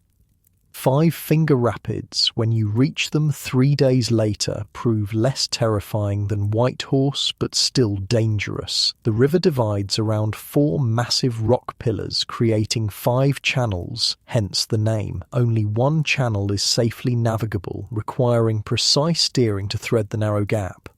You make it through with only minor scrapes to the Margaret's hull. The relief is palpable, the last major obstacle between you and Dawson conquered. "How much further?" Billy asks that night as you camp along a wide, sandy stretch of shore. "About 200 miles, Harris estimates. Maybe a week with good current, and then we're gold miners," Frank says, his tone somewhere between disbelief and anticipation. "Then we find out if there's any gold left to mine," you correct him. The days blend together as you float steadily northward. The Yukon grows ever wider, sometimes stretching nearly a mile from bank to bank. The current remains your constant ally, carrying the Margaret along at a steady pace with minimal effort from your crew. Wildlife appears with increasing frequency. Moose wading in the shallows, bears fishing along the banks, eagles soaring overhead. The world feels pristine, untouched by human hands, except, of course, for the occasional wrecked boat or abandoned camp, reminders that hundreds of other gold seekers have passed this way before you. "Or river's different every year," Harris comments as you pass a vessel that ran aground on a sandbar. "What's deep water one season is a shoal the next. Maps help, but your eyes help more. The nights grow longer and colder. Ice forms thicker along the edges of the river each morning. Your breath clouds in the air even during midday. Winter is coming to the Yukon, and it's coming fast." On the 6th day, after 5 Finger Rapids, Frank's cough takes a worrying turn. He can barely manage an hour without doubling over in spasms that leave him gasping for breath. At night, you hear the wet rattle in his lungs. "It's nothing," he insists, "just a cold." But his face is flushed with fever, his eyes too bright. You exchange concerned glances with Harris and Billy. "Dawson has doctors," Harris says quietly when Frank is asleep. "Good ones, charging gold rush prices, but good." You nod, pressing for more speed each day, pushing longer hours on the river. Frank needs medicine, proper care. Each mile feels crucial now. On the morning of the 7th day, Billy spots smoke on the horizon. "Could be a forest fire," Harris says, squinting northward. "Too concentrated," you reply, "and look, there's too much of it in a line." As you draw closer, the source becomes clear. Steamboat stacks, cabins with chimneys, the smoke of a settlement, a sizable one. "Dawson," Harris confirms with a nod. "We made it, boys." The current carries you around a final bend, and there it is spread before you, a sprawling town nestled at the confluence of the Yukon and Klondike rivers. Wooden buildings line muddy streets. Tents and cabins spill up the hillsides. Steamboats are docked along the waterfront. Smoke rises from hundreds of chimneys into the clear autumn air. "My God," Billy whispers, "it's a real city." After months of wilderness, the sight of civilization, even this rough frontier version, is overwhelming. Streets, buildings, people everywhere. You guide the Margaret toward the waterfront, joining dozens of other boats tying up at the makeshift docks. The shoreline is chaos. Men unloading supplies, traders hawking goods, dogs barking, hammers pounding as new arrivals immediately begin building winter shelter.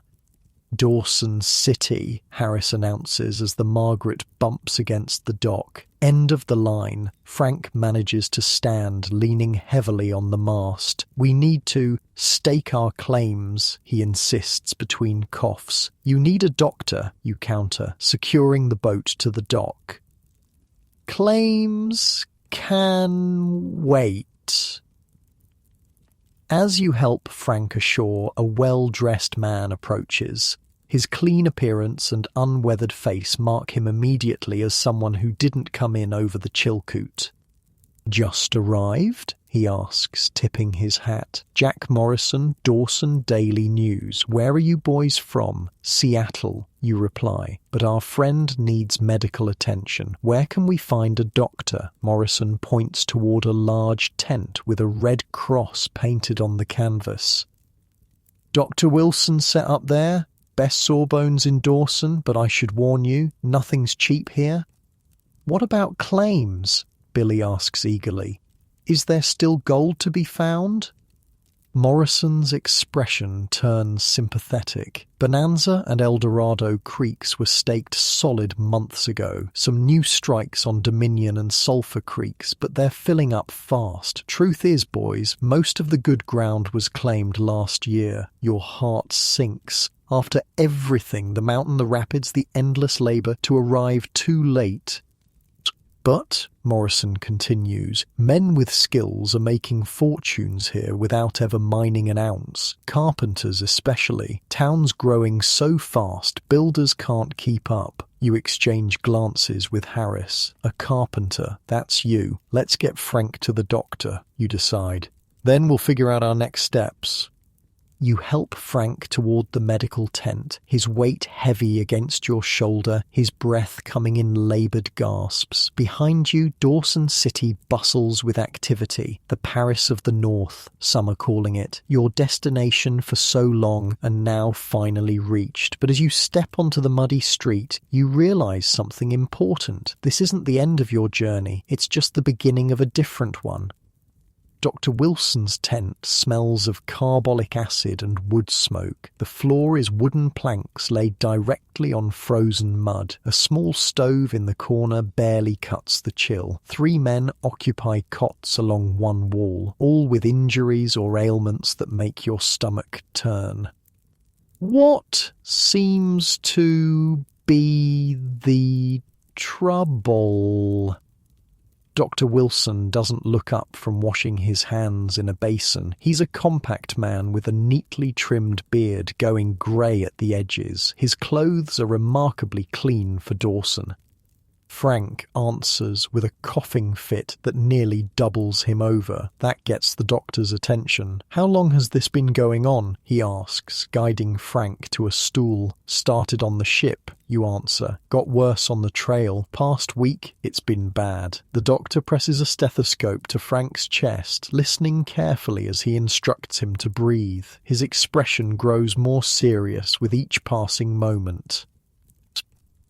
Pneumonia, he announces finally, quite advanced. You've pushed yourself too hard for too long, young man. Frank tries to stand. Just needs some medicine. We've got claims to stake. Sit down, Dr. Wilson says firmly. The only claim you'll be staking is in the cemetery if you don't rest. That fluid in your lungs needs to drain or you'll drown from the inside. The blunt diagnosis silences the room. What can we do, you ask? He needs bed rest, warm, dry shelter, plenty of fluids. I can give him something for the cough and the fever, but the body must heal itself. The doctor begins mixing a powder in a small envelope. That'll be $5 for the consultation and medicine. $5. In Seattle, that would be outrageous for a doctor's visit. Here, it seems almost reasonable.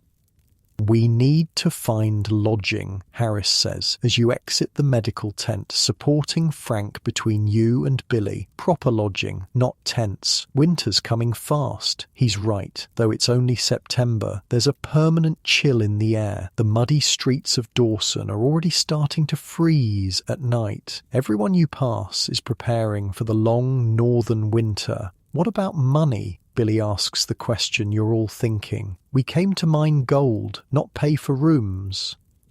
One problem at a time, you reply. First, we secure the Margaret and our supplies, then find Frank somewhere to recover, then figure out our next steps. The waterfront is a maze of boats and makeshift docks. You manage to find a spot to secure the Margaret, where she seems relatively safe from ice damage or theft. Unloading your supplies is another challenge. Everything must be carried up the steep, muddy bank to the street level. By late afternoon, exhausted and muddy, you've moved your essential supplies to a pile on Front Street. Frank is barely standing, leaning against the stack of crates and sacks. We need shelter now, Harris decides. I'm going to ask around. While he's gone, you take stock of your surroundings. Dawson City is unlike any place you've ever seen. The streets form a rough grid, but that's where any similarity to a proper city ends. Buildings are a chaotic mix of proper wooden structures, hasty log cabins, canvas tents with wooden frames and everything in between. Signs advertise saloons, restaurants, hotels, outfitters, assay offices, and countless other businesses catering to the gold rush. People crowd the muddy streets, a striking contrast of new arrivals like yourselves, still dirty from the trail, and established residents in relatively clean clothes. Native people move among them, selling furs and handcrafted items. Dogs are everywhere, some harnessed to sleds or small carts, others just wandering.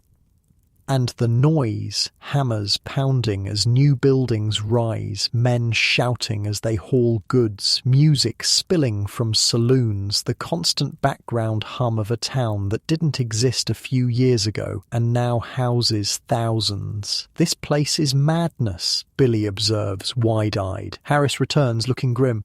Lodging scarce and expensive, $20 a night for a room at the hotel, $10 for a bunk in a shared cabin, even tent space is going for $5. That's robbery, you protest. That's supply and demand, Harris counters. There are still ships arriving daily. Everyone needs shelter before winter. What about building our own, Billy suggests. We've got tools. Thomas is a carpenter. Lumber's worth its weight in gold here, Harris says. And we'd never finish before the deep freeze hits. You're contemplating your dwindling options when a woman approaches. She's perhaps 50, with steel-grey hair pulled back severely and a no-nonsense expression that reminds you of your sister. You boys just arrive? She asks, eyeing your pile of supplies. Yes, ma'am, you reply. Got a sick one, I see. She nods toward Frank, who's now sitting on a crate, head in his hands. I'm Martha Wilkes. I run a boarding house 2 streets over. Pleased to meet you, Mrs. Wilkes. I'm Thomas Reed. This is Billy Daniels, Frank Porter, and Harris. Just Harris, Harris adds with a half smile. You boys look like you need lodging, Mrs. Wilkes continues. I've got a room, usually charge $15 a night, but... She studies Frank again. I'll do 10 if you're willing to share. 2 beds, stove, wash basin, clean sheets, which is more than most places can say.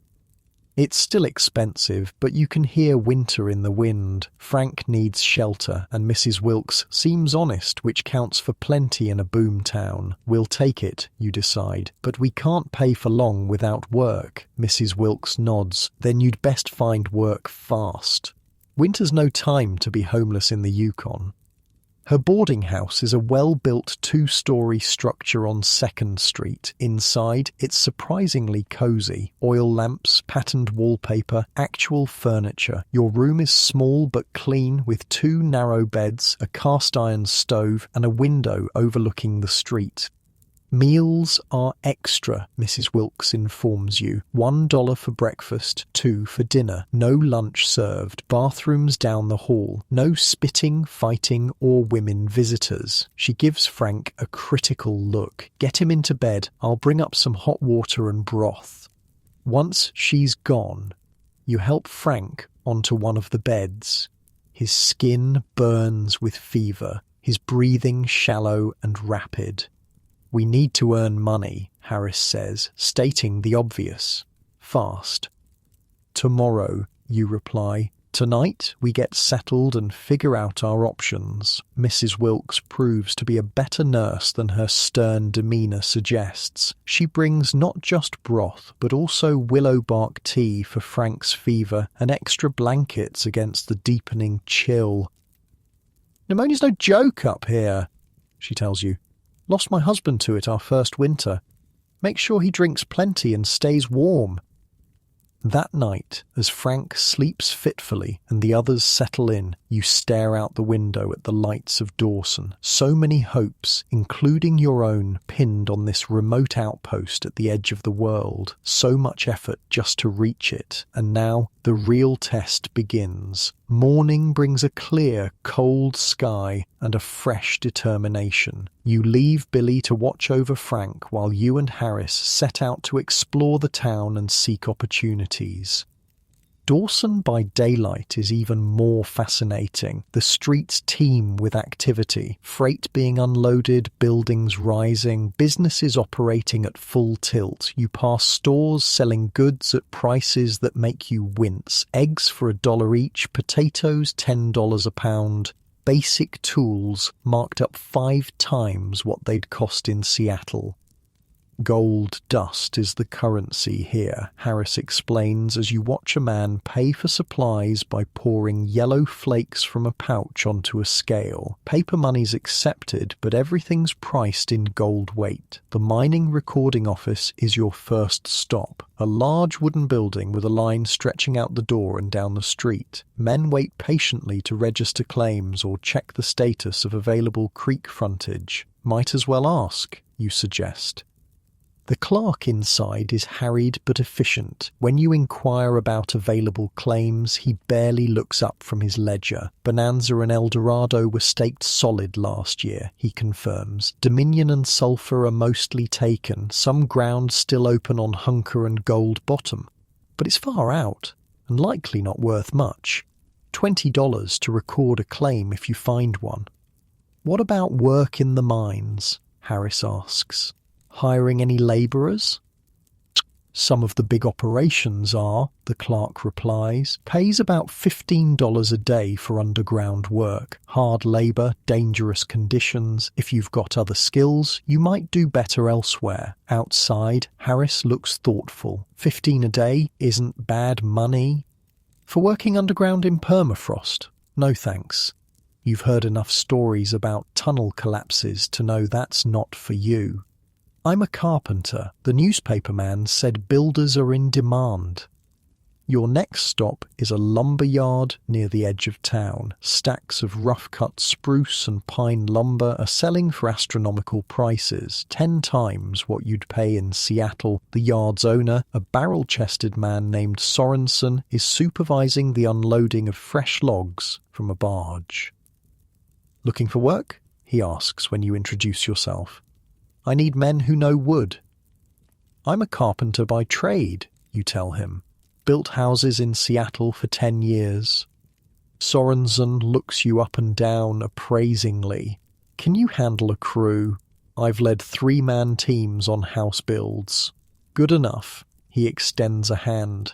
$15 a day to start. Sunrise to sunset. I've got more orders for cabins and business buildings than I can handle. Winters come in and half this town's still living under canvas. Just like that, you have a job. The same wage miners make for breaking their backs underground, but working with wood, something you actually know and enjoy. What about you? Sorensen asks Harris. You know lumber? Harris shakes his head. I'm a miner, but I'll find something. You part ways, agreeing to meet back at the boarding house by evening. Harris heads toward the saloons, where labour recruiters often look for workers. You follow Sorensen to a construction site on King Street, where the frame of a large building is taking shape. Saloon and hotel, Sorensen explains. Owners paying triple for rush completion before hard freeze. Can you start now? By noon, you're leading a team of 4 men, none with formal carpentry training, but all eager to learn. By sunset, you've made significant progress on the wall framing. Sorensen pays you in gold dust, $15 worth, weighed carefully on a small scale. Be back at sunrise, he says. And if you know any other real carpenters, send them my way. You walk back to the boarding house with gold dust in your pocket and a strange mix of emotions. You came all this way to find gold in the ground, yet here you are, earning it with the same skills you had in Seattle. There's irony there, but also reassurance. You may not strike it rich, but you won't starve either. At the boarding house, you find Harris already returned, sitting with Billy at Frank's bedside. Found work at the Northern Saloon, Harris announces. Tending bar, $10 a day plus tips. He doesn't look thrilled. Temporary. Still planning to try my luck at mining come spring. How is he? You ask, nodding toward Frank, who appears to be sleeping. Fever's down a bit, Billy reports. Mrs. Wilkes has been checking on him, says he needs at least 2 weeks of rest. What about you? You ask Billy. Any thoughts on work?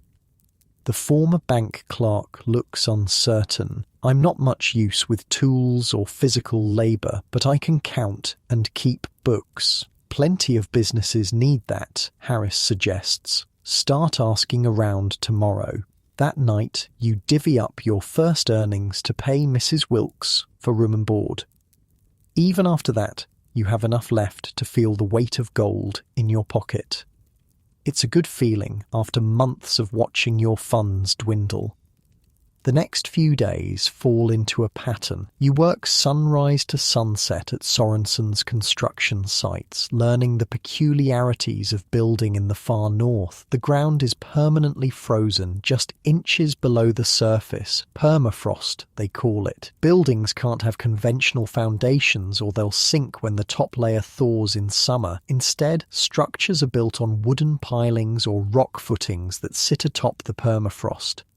Whole town shifts and groans with the seasons, Sorensen tells you. Build too rigid and the walls crack come spring. Billy finds work at the assay office where his meticulous nature and experience with numbers prove valuable. He earns $12 daily, helping miners weigh and register their gold findings. Harris continues tending bar, but spends his free time talking with miners, learning which claims are producing and which aren't. His gold fever hasn't abated despite the realities of Dawson. Frank slowly improves. After a week, he's able to sit up and take short walks around the boarding house. After 2, he's asking about work, though Dr. Wilson still advises against anything strenuous. Maybe I could help at one of the stores, Frank suggests. Something indoors, out of the cold. Rest more first, you insist. We're covering the room and board. The work is plentiful and the pay is good, but expenses in Dawson are staggering. A decent meal in a restaurant costs $5. A bottle of whiskey, $20. Basic tools and supplies sell for many times their value. Outside, as the locals refer to the world beyond the Yukon. One evening, about 3 weeks after your arrival, Harris bursts into the room with unusual excitement. I've got us a chance, he announces. Partial claim on Hunker Creek. Guy named Peterson is selling half interest for $800. Says it's producing $20 to $30 a day. You eye him skeptically. If it's producing that well, why sell?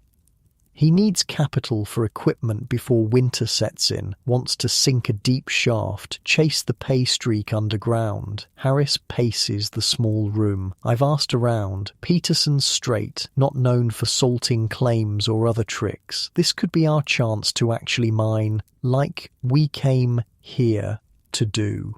The 4 of you discuss it late into the night. $800 is a fortune, far more than your combined savings. But if the claim is legitimate, it could pay back quickly. We could pool what we've saved, Billy suggests. Make a down payment, pay the rest from production, or stick with sure wages, you counter. No guarantees in mining. We didn't come all this way to pound nails, Harris argues. I say we at least look at the claim, see if it's worth pursuing. The next day is Sunday, your only day off. Harris arranges for Peterson to take you to Hunker Creek, about 12 miles from Dawson. Frank insists on coming despite his lingering weakness. Peterson meets you at the edge of town with a dog sled. 6 powerful huskies harnessed to a wooden sledge. The ground has frozen solid enough for good sledding, though there's only a dusting of snow. Dogs can pull all 4 of you, Peterson assures you. Climb on and hold tight. The ride is smoother than expected once you're clear of town. The dogs maintain a steady pace, following the well-travelled trail to the creek. Peterson stands at the back, using a long pole to steer and occasionally brake on downhill stretches. "Worked 40 mile before the Klondike strike," he tells you over his shoulder, referring to an older mining district. "Been up here 8 years now, got a good eye for promising ground." Hunker Creek, when you reach it, is a narrow waterway winding through a shallow valley. Unlike your mental image of prospectors panning in rushing streams, the creek is now mostly frozen. Along its length, men work at various types of mining operations, some still washing gravel in pans or sluice boxes where they've broken through the ice, others focused on digging shafts into the banks. Peterson's claim is about halfway up the creek, a standard 500-foot section along the waterway. A small cabin sits on the bank, smoke curling from its chimney. Nearby, a shaft disappears into the ground, its entrance framed with timber. "That's the summer operation," Peterson explains, pointing to a simple sluice setup near the water. "Now we're going underground to follow the pay streak. Gold's not in the creek itself. It's in an ancient stream bed buried under 20 to 40 feet of frozen gravel." He leads you into the cabin where his partner, a quiet Norwegian named Dawson, has coffee brewing on a small stove. The cabin is crude but solid, with 2 bunks, a table and basic cooking equipment. "I'll show you what we've been finding," Peterson says, producing a small leather pouch from inside his coat. He pours its contents onto the table. Gold. Not the fine dust you've seen being used for purchases in town, but small nuggets and flakes, easily several ounces worth. "That's about a week's work," Peterson tells you. "Stream's been good to us, but to really work it right, we need a windlass, more timber for shoring, a better stove for thawing ground." The mining technique, Peterson explains, is dictated by the frozen ground. In summer, they can work the surface gravels. In winter, they sink shafts to the pay streak, then build fires to thaw the frozen gravel in small sections. The thawed material is hauled to the surface and stockpiled until spring, when it can be washed to separate the gold. "It's slow, but it works," Peterson assures you. "With proper equipment and 4 more hands, we could double or triple production." After coffee, he takes you to the shaft. It's about 30 feet deep, accessed by a notched log ladder. At the bottom, a tunnel extends horizontally, following what Peterson claims is the richest part of the pay streak. Harris is visibly excited, asking detailed questions about gold recovery and ground conditions. Frank, still weak, stays mostly silent but watches everything carefully. Billy seems overwhelmed by the technical aspects but impressed by the gold you've been shown. You've worked with enough wood to recognize that the shaft is well constructed but needs better reinforcement for safety. The operation seems legitimate, but something feels off. On the return journey to Dawson, the 4 of you sit huddled on the sled, discussing in low voices, while Peterson focuses on his dogs. "I think it's a fair deal," Harris insists. "We put in 200 each, make Peterson a down payment, work the claim through winter, pay the rest from production." Why's he really selling, you ask? If that shaft is hitting good pay, no miner would give up half unless something's wrong. He explained, needs capital for equipment, Harris counters. Makes perfect sense. Maybe, you concede. But I've built enough houses to know when someone's hiding structural problems, something about this deal feels patched together. Frank, huddled beneath an extra blanket, speaks up for the first time. "Did you notice Larson never said a word, not one word about how great their claim is? It's a good observation. The silent partner had indeed been notably silent about the claim's potential." "We need to ask around town," Billy suggests. "See if anyone else knows about this claim or Peterson's reputation."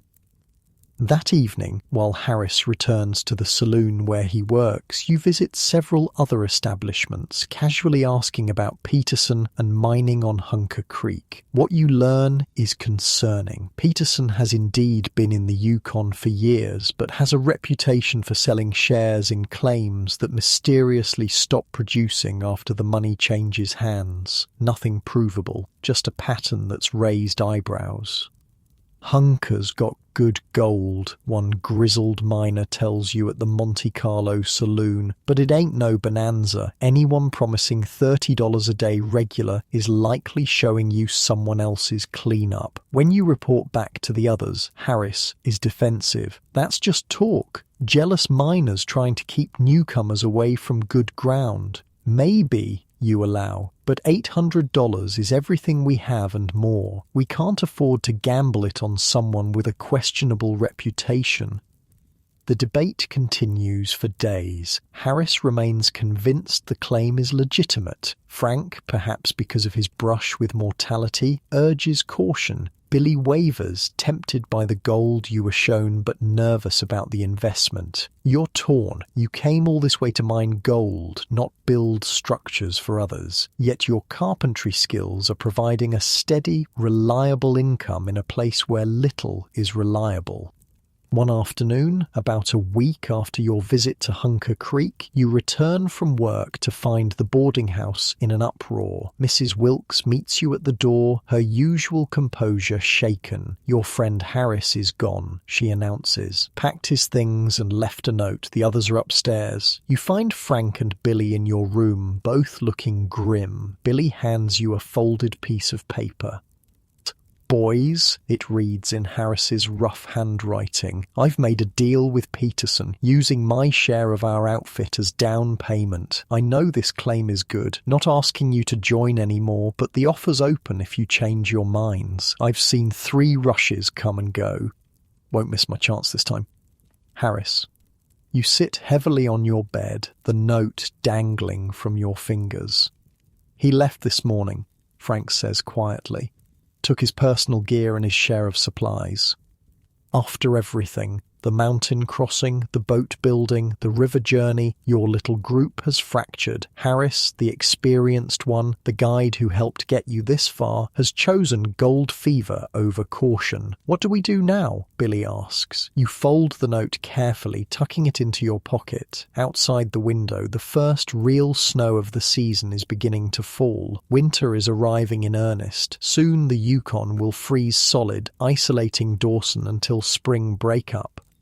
"We survive," you answer simply. "We work, we save, we get through winter. Come spring," you trail off, looking toward the window where white flakes spiral down from a leaden sky. "Come spring, we'll see what the Klondike has to offer us." Winter in Dawson doesn't creep in gradually. It pounces like a predator. One day you're walking to work in merely uncomfortable cold. The next, it's 40 below zero and your breath freezes into ice crystals that cling to your beard. The Yukon River, so recently filled with boats, transforms overnight into a solid highway of ice. The ground hardens like iron. Buildings creak and groan as their timbers contract in the cold. "Welcome to the real Yukon," Sorensen tells you as you warm your hands by the stove in his office. This is just getting started. Wait till January when it hits 60 below. You've been in Dawson for 6 weeks now. October has given way to November and darkness is winning its battle against daylight. The sun appears for only a few hours each day, crawling reluctantly along the southern horizon before surrendering to night again. Harris has been gone for 3 weeks. No word, no sightings. It's as if Hunker Creek swallowed him whole. "Should we check on him?" Billy asks one evening as the 3 of you huddle in your room at Mrs. Wilkes's boarding house. The stove pumps out heat, but the window is rimmed with frost on the inside. He made his choice, Frank replies. His health has improved greatly, though the pneumonia left him thinner, his voice rougher. He's found work as a clerk at the Northern Commercial Company, the largest store in Dawson. Indoor work, as the doctor recommended. Besides, you add, hunker's a half-day journey each way. We've all got jobs now.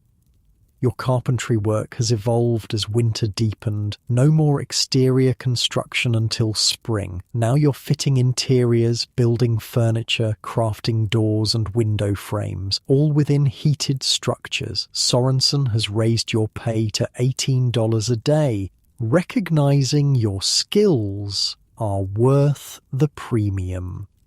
Billy continues at the assay office, where his meticulous record-keeping has made him indispensable. His paycheck has increased to $15 daily.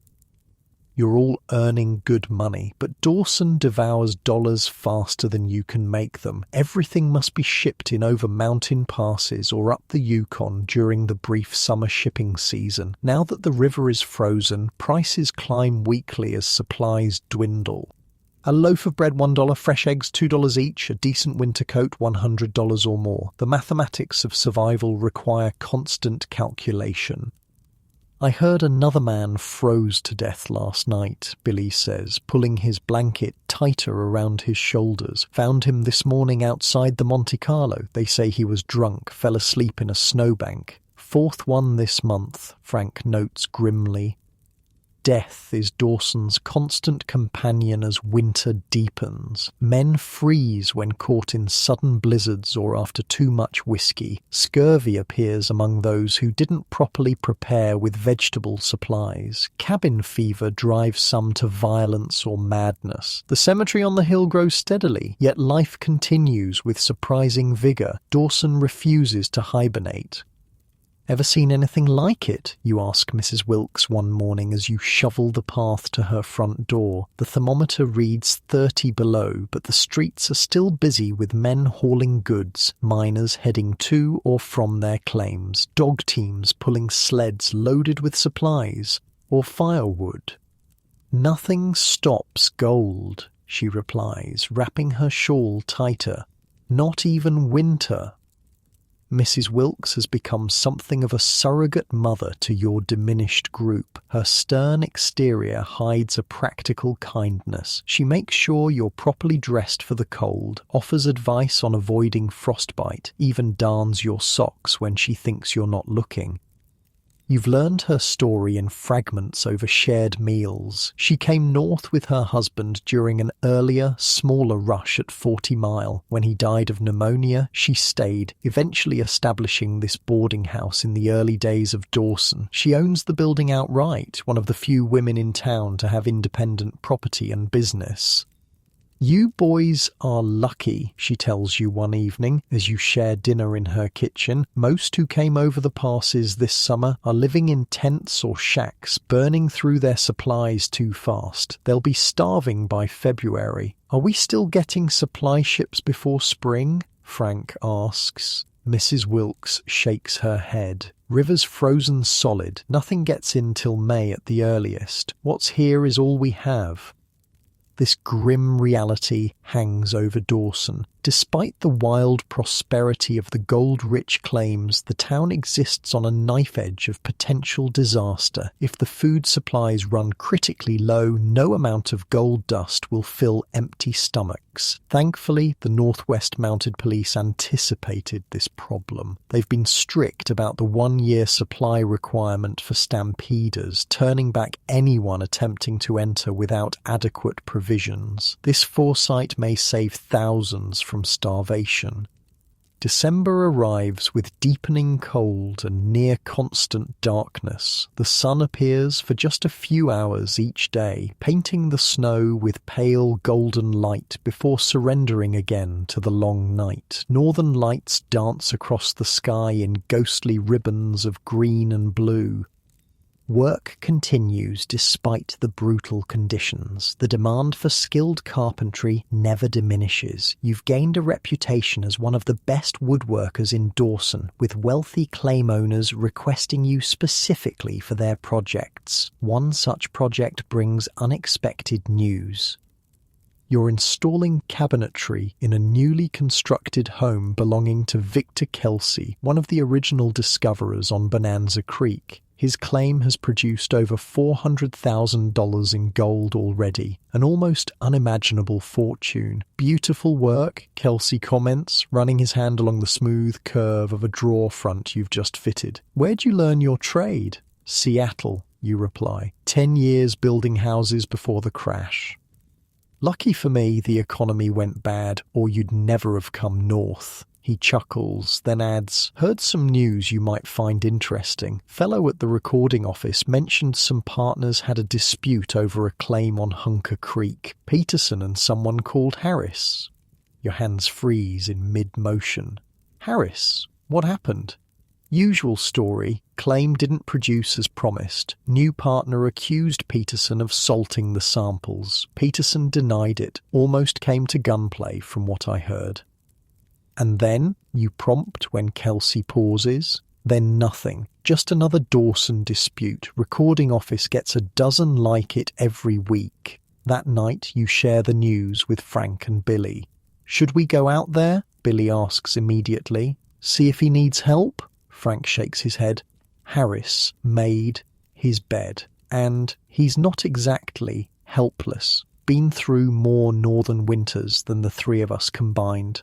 Still, you say, he travelled with us for months, got us here safely, then took off with his share of our outfit the minute gold fever hit him again, Frank reminds you, a hard edge to his voice. The truth hangs uncomfortable between you. Harris's departure felt like betrayal, especially after all you'd been through together. Yet you can't help worrying about the man who guided you over the Chilkoot Pass and down the Yukon. I'll ask around, you decide, discreetly, see what else I can learn. Christmas approaches, bringing a strange mix of frontier festivity and homesickness to Dawson. You find yourself thinking of Margaret and her family back in Seattle. You've sent letters when possible, but mail service is unreliable in winter. They might not even know you've reached Dawson safely. The saloons and dance halls do booming business as men seek refuge from the cold and the loneliness. Gold dust flows across bars like water. The lucky ones with producing claims spend lavishly, while those less fortunate nurse their drinks and dream of spring.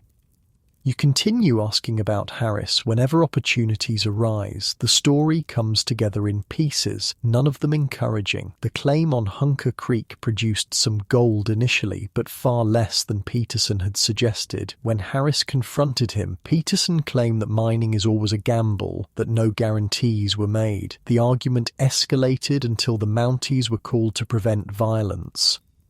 And now, you ask Jim Dawkins, a freighter who regularly travels between Dawson and the outlying creeks. Peterson's moved on, heard he's trying to sell shares in a claim over on Dominion now? Dawkins shrugs. Your friend Harris is still working the Hunker claim, far as I know. Living in a cabin with some Swedish fellas. At least he's alive and sheltered. The knowledge brings some relief. Christmas Eve arrives with a celebration that defies the brutal cold outside. Mrs. Wilkes prepares a special dinner for her boarders, canned ham with preserved vegetables, dried apple pie, and even a small bottle of blackberry wine she's been saving for a special occasion. To absent friends and family, she toasts, raising her glass. May they be safe and warm. You drink to that thinking of Margaret, of Harris, of the thousands of other stampeders scattered across the Klondike, all chasing the same golden dream. After dinner, the three of you join the crowds on Front Street, where bonfires have been lit and men gather to sing carols, share whiskey, and pretend for a moment that they're not thousands of miles from home in the darkest, coldest place imaginable. The temperature has dropped to 50 below. At this extreme cold, strange things happen. Metal sticks to bare skin, wood becomes brittle as glass, the snow squeaks loudly underfoot, exposed flesh can freeze in minutes. Yet the celebrations continue. A group of miners has rigged up a Christmas tree of sorts, a spruce draped with gold nuggets, ribbons and small bottles of whiskey as ornaments. Men take turns shouting toasts to the crowd, their breath forming clouds of ice crystals in the firelight. "To the Klondike," someone calls. "May she yield up all her treasure." "To the spring thaw," shouts another. "May it come before we all go mad." You're about to suggest returning to the warmth of Mrs. Wilkes's house when a commotion erupts near the Monte Carlo saloon. A dog team has arrived, the animals frosted with ice, their driver similarly encrusted. Men gather around as the newcomer staggers from his sled. "News from outside," someone shouts. "He's brought mail." The driver, bundled so thoroughly that only his eyes are visible, confirms this with a nod. "Special Christmas run from Skagway," he announces, his voice muffled by layers of scarves, mail and newspapers. The crowd surges forward. News from the outside world is as precious as gold in winter-isolated Dawson. You join the rush, heart suddenly pounding at the thought of word from home. The mail distribution is chaotic but surprisingly efficient. A Mountie takes charge, calling out names from bundled letters. By some miracle, there's one for you, the envelope addressed in Margaret's neat handwriting. You retreat to the relative quiet of a storefront porch to read it, hands shaking with more than cold as you carefully open the envelope. The letter is dated October 15th, already more than 2 months old. Margaret writes that they're all well, that Robert's carpentry business has improved slightly with the economy, that the children ask about you constantly. She's received your earlier letters describing the journey to Dyer and over the Chilkoot, but nothing since. "We pray daily for your safety," she writes. "The newspapers are full of stories about the hardships in the Klondike. Please tell us you're well and that this mad adventure has been worth the risk. Has it been worth it, standing in the bitter cold of a Yukon winter, thousands of miles from home, without a single gold claim to your name? You're not sure how to answer." The letter concludes with news that hits you like a physical blow. Father passed away in September. A stroke, the doctor said.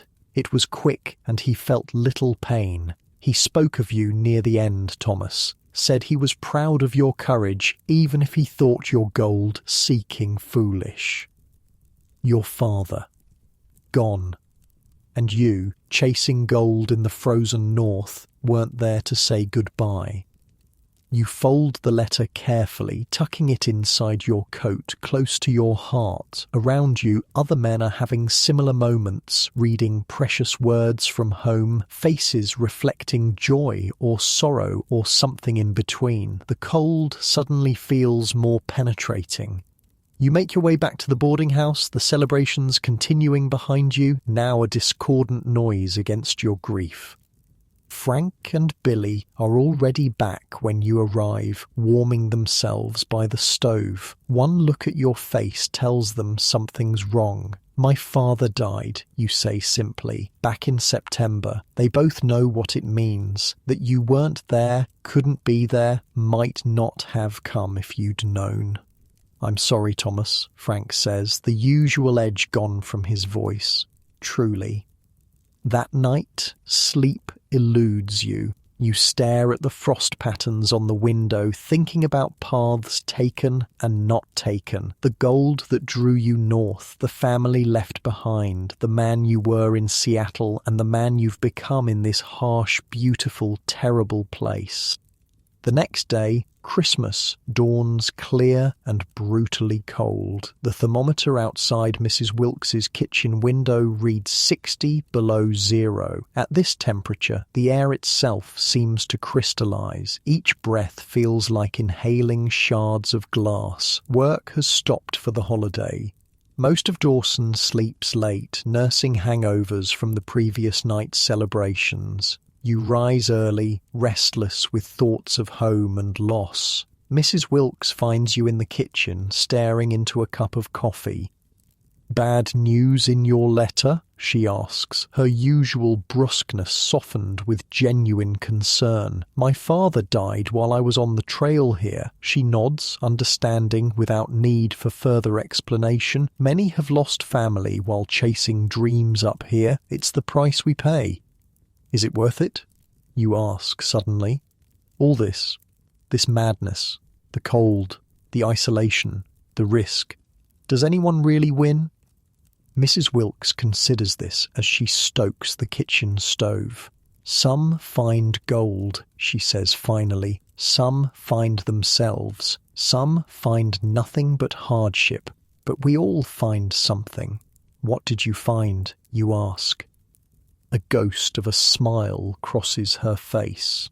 "Independence. After my husband died, I could have gone back to Oregon, lived with my sister. Instead, I built this place, my place." She gestures around the kitchen. "In Dawson, no one cares that I'm a widow. No one expects me to remarry or fit some mold.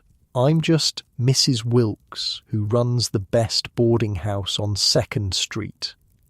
Her words stay with you as Christmas Day unfolds. Frank and Billy rise late. You share a simple breakfast, exchange small gifts, a new notebook for Billy, hand-carved pipe for Frank, woolen socks for you, practical things, frontier gifts. In the afternoon, a knock at the door reveals an unexpected visitor. Bundled almost beyond recognition, beard and eyebrows white with frost, stands Harris. For a moment, no one speaks. Then Mrs. Wilkes breaks the silence.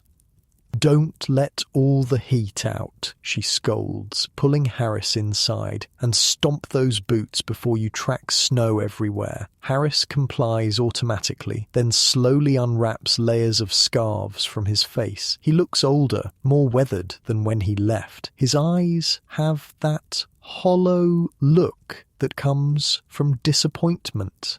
"Merry Christmas, boys," he says finally. "Thought I'd check if you were still in town."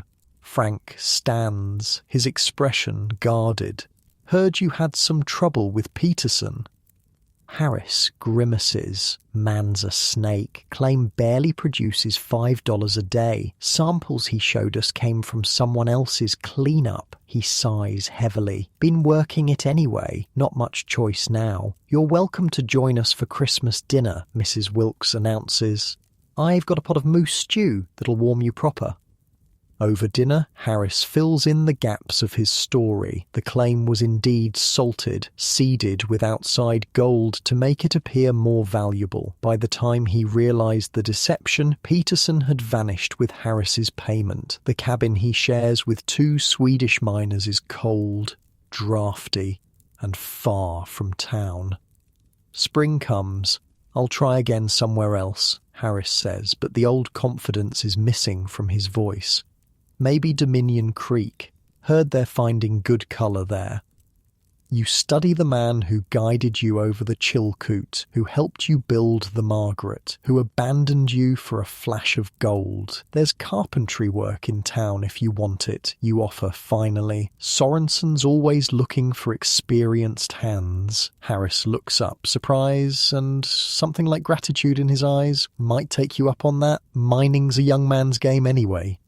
After dinner, as Harris prepares to leave, refusing Mrs. Wilkes's offer to stay the night, saying he needs to get back to his cabin partners, you walk him to the door. "You were right," he admits quietly. "About Peterson. Should have listened. We all make choices."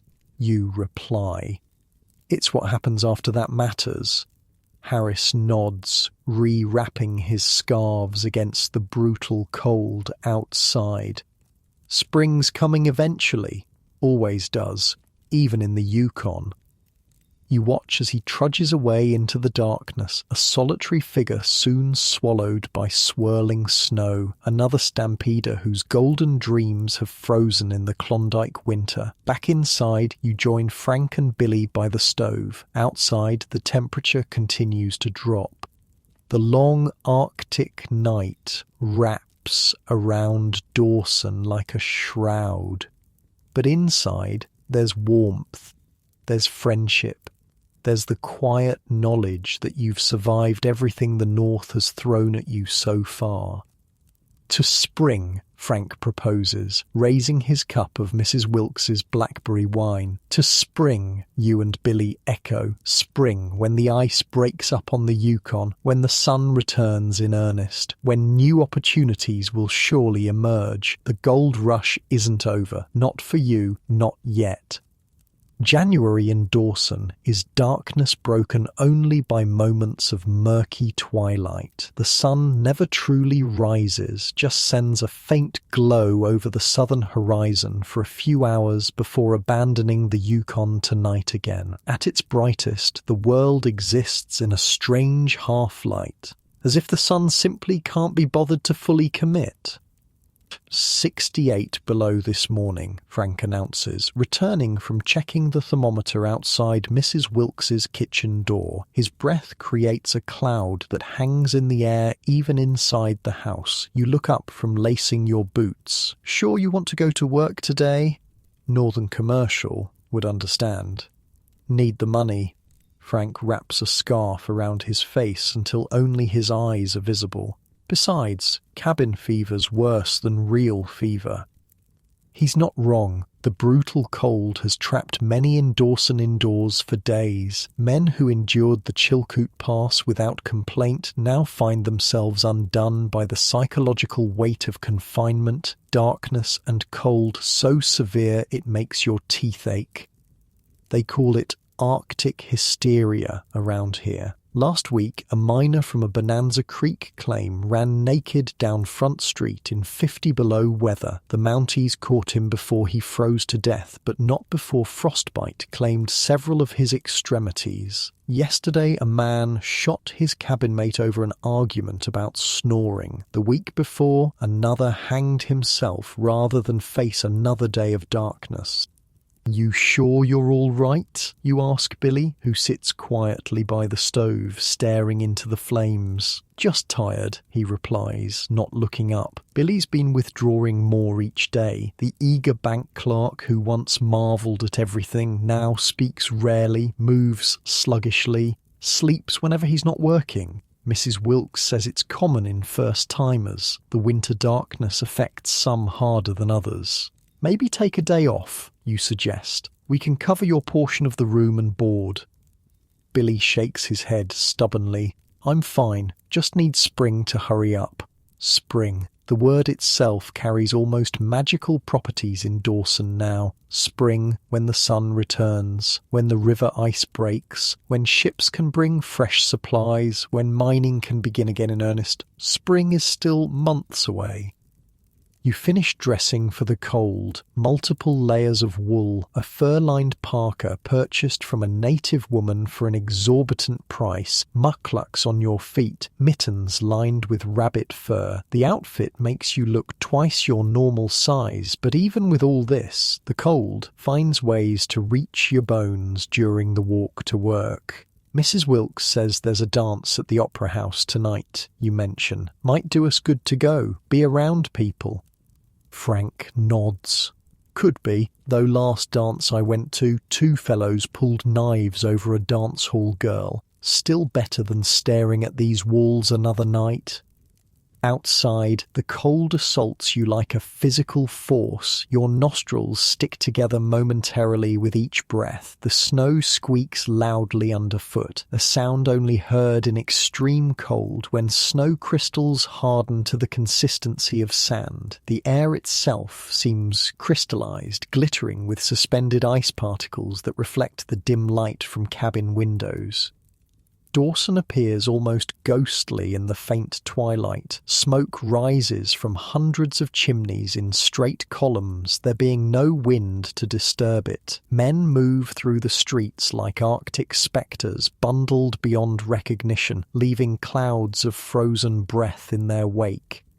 The Northern Commercial Company, where Frank works, is Dawson's largest store, a 2-story wooden structure with a false front, making it look more impressive than it is. Inside, it's warm and well lit, stocked with whatever goods the company managed to ship in before freeze-up.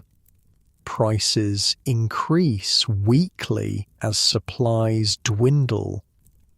"See you tonight," Frank says, his voice muffled through layers of scarf. "Don't freeze." Your own workplace is 2 streets over, a large warehouse Sorensen has converted into a woodworking shop for the winter. Inside, the air is fragrant with the smell of fresh-cut lumber and wood shavings. 5 other carpenters work alongside you, all focused on indoor projects that will be ready for installation when spring construction resumes. "Read," Sorensen booms as you enter, stamping snow from your boots. "Perfect timing, got a special commission for you."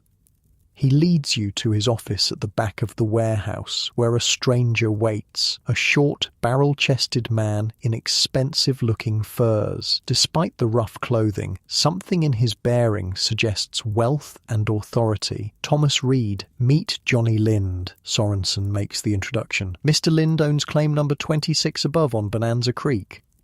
The name registers immediately. Lind is one of the Klondike kings, among the handful of men who struck it truly rich in the early days of the gold rush. His claim reportedly produces thousands of dollars daily. "Heard you're the best Finnish carpenter in Dawson," Lind says, extending a hand. His grip is crushing, the hand of a man who worked his way to fortune. "Mr. Lind is building a new house," Sorensen explains. "Wants the finest woodwork for the interior, carved staircase, panelled walls, the works. Spent enough winters in shacks," Lind says with a grin. "Time for something proper. Can you handle the job?"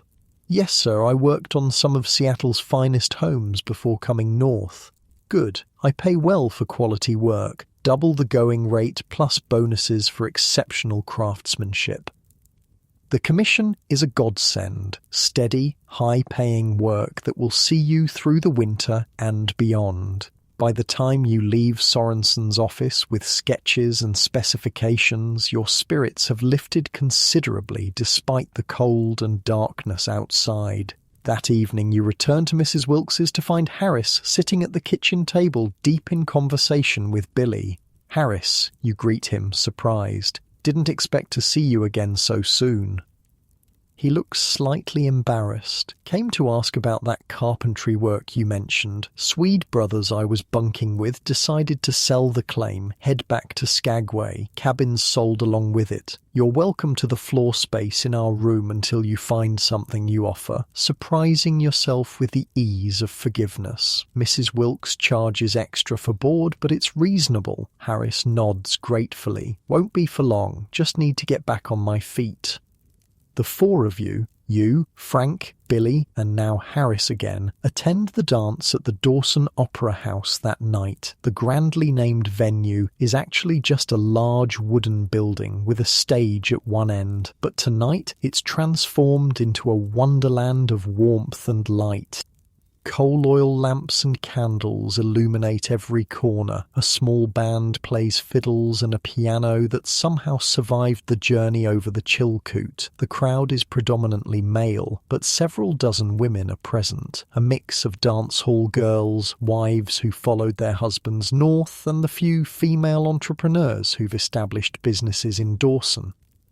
Most remarkable is the atmosphere. For a few hours, the crushing winter darkness is forgotten. Men who might normally eye each other with suspicion as potential claim jumpers now laugh together, share drinks, swap stories. The normal hierarchies of wealth temporarily dissolve as successful mine owners mingle with ordinary labourers. Even Billy seems to revive somewhat, the colour returning to his face as he watches the dancers. "Go on," you encourage him. "Ask someone to dance."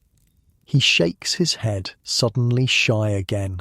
"I don't know how." Perfect time to learn. Look at Harris. Harris has already found a partner, a plump, cheerful woman who runs the bakery on York Street. They whirl somewhat clumsily among the more practiced dancers. "I think I'll just watch," Billy insists. Later, as you're enjoying a cup of surprisingly good coffee near the refreshment table, Johnny Lind appears at your elbow.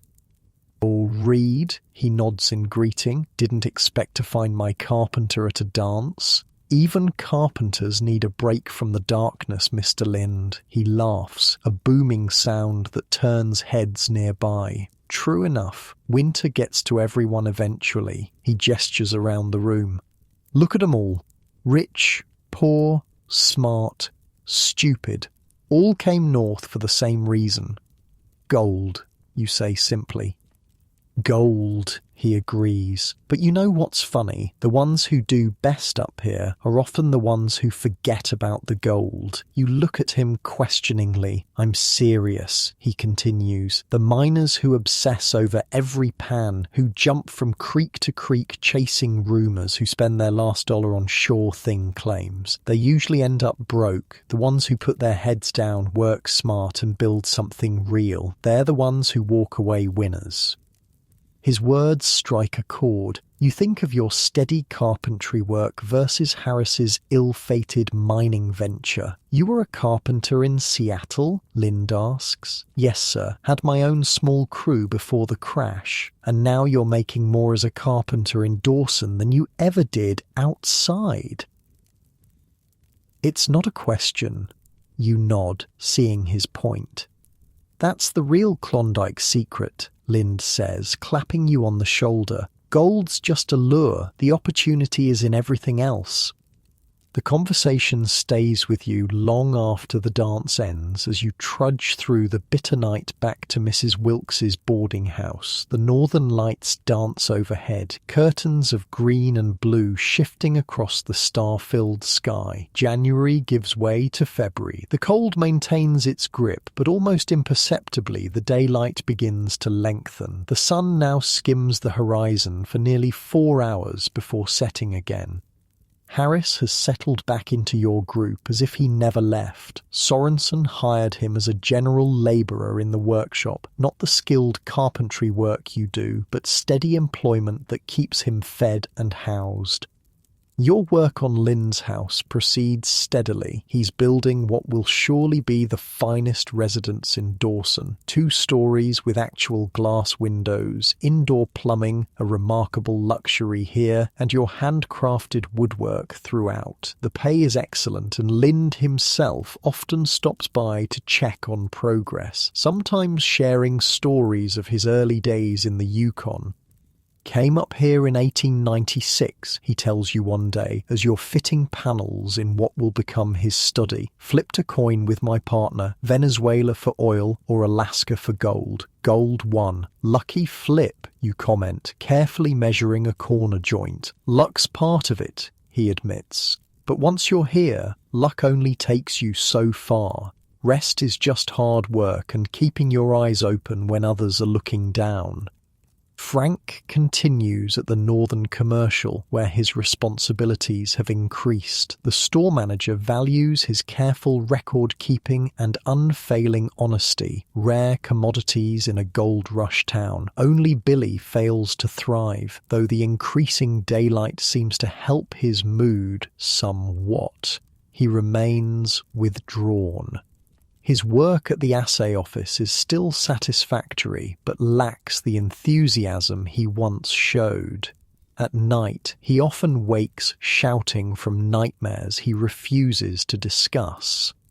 "I'm worried about him," you tell Frank one evening as you watch Billy stare silently into the stove fire. "Homesickness, maybe," Frank suggests, "or just winter wearing him down." "It's more than that. Something's eating at him." You try talking to Billy, but he insists he's fine. Just tired.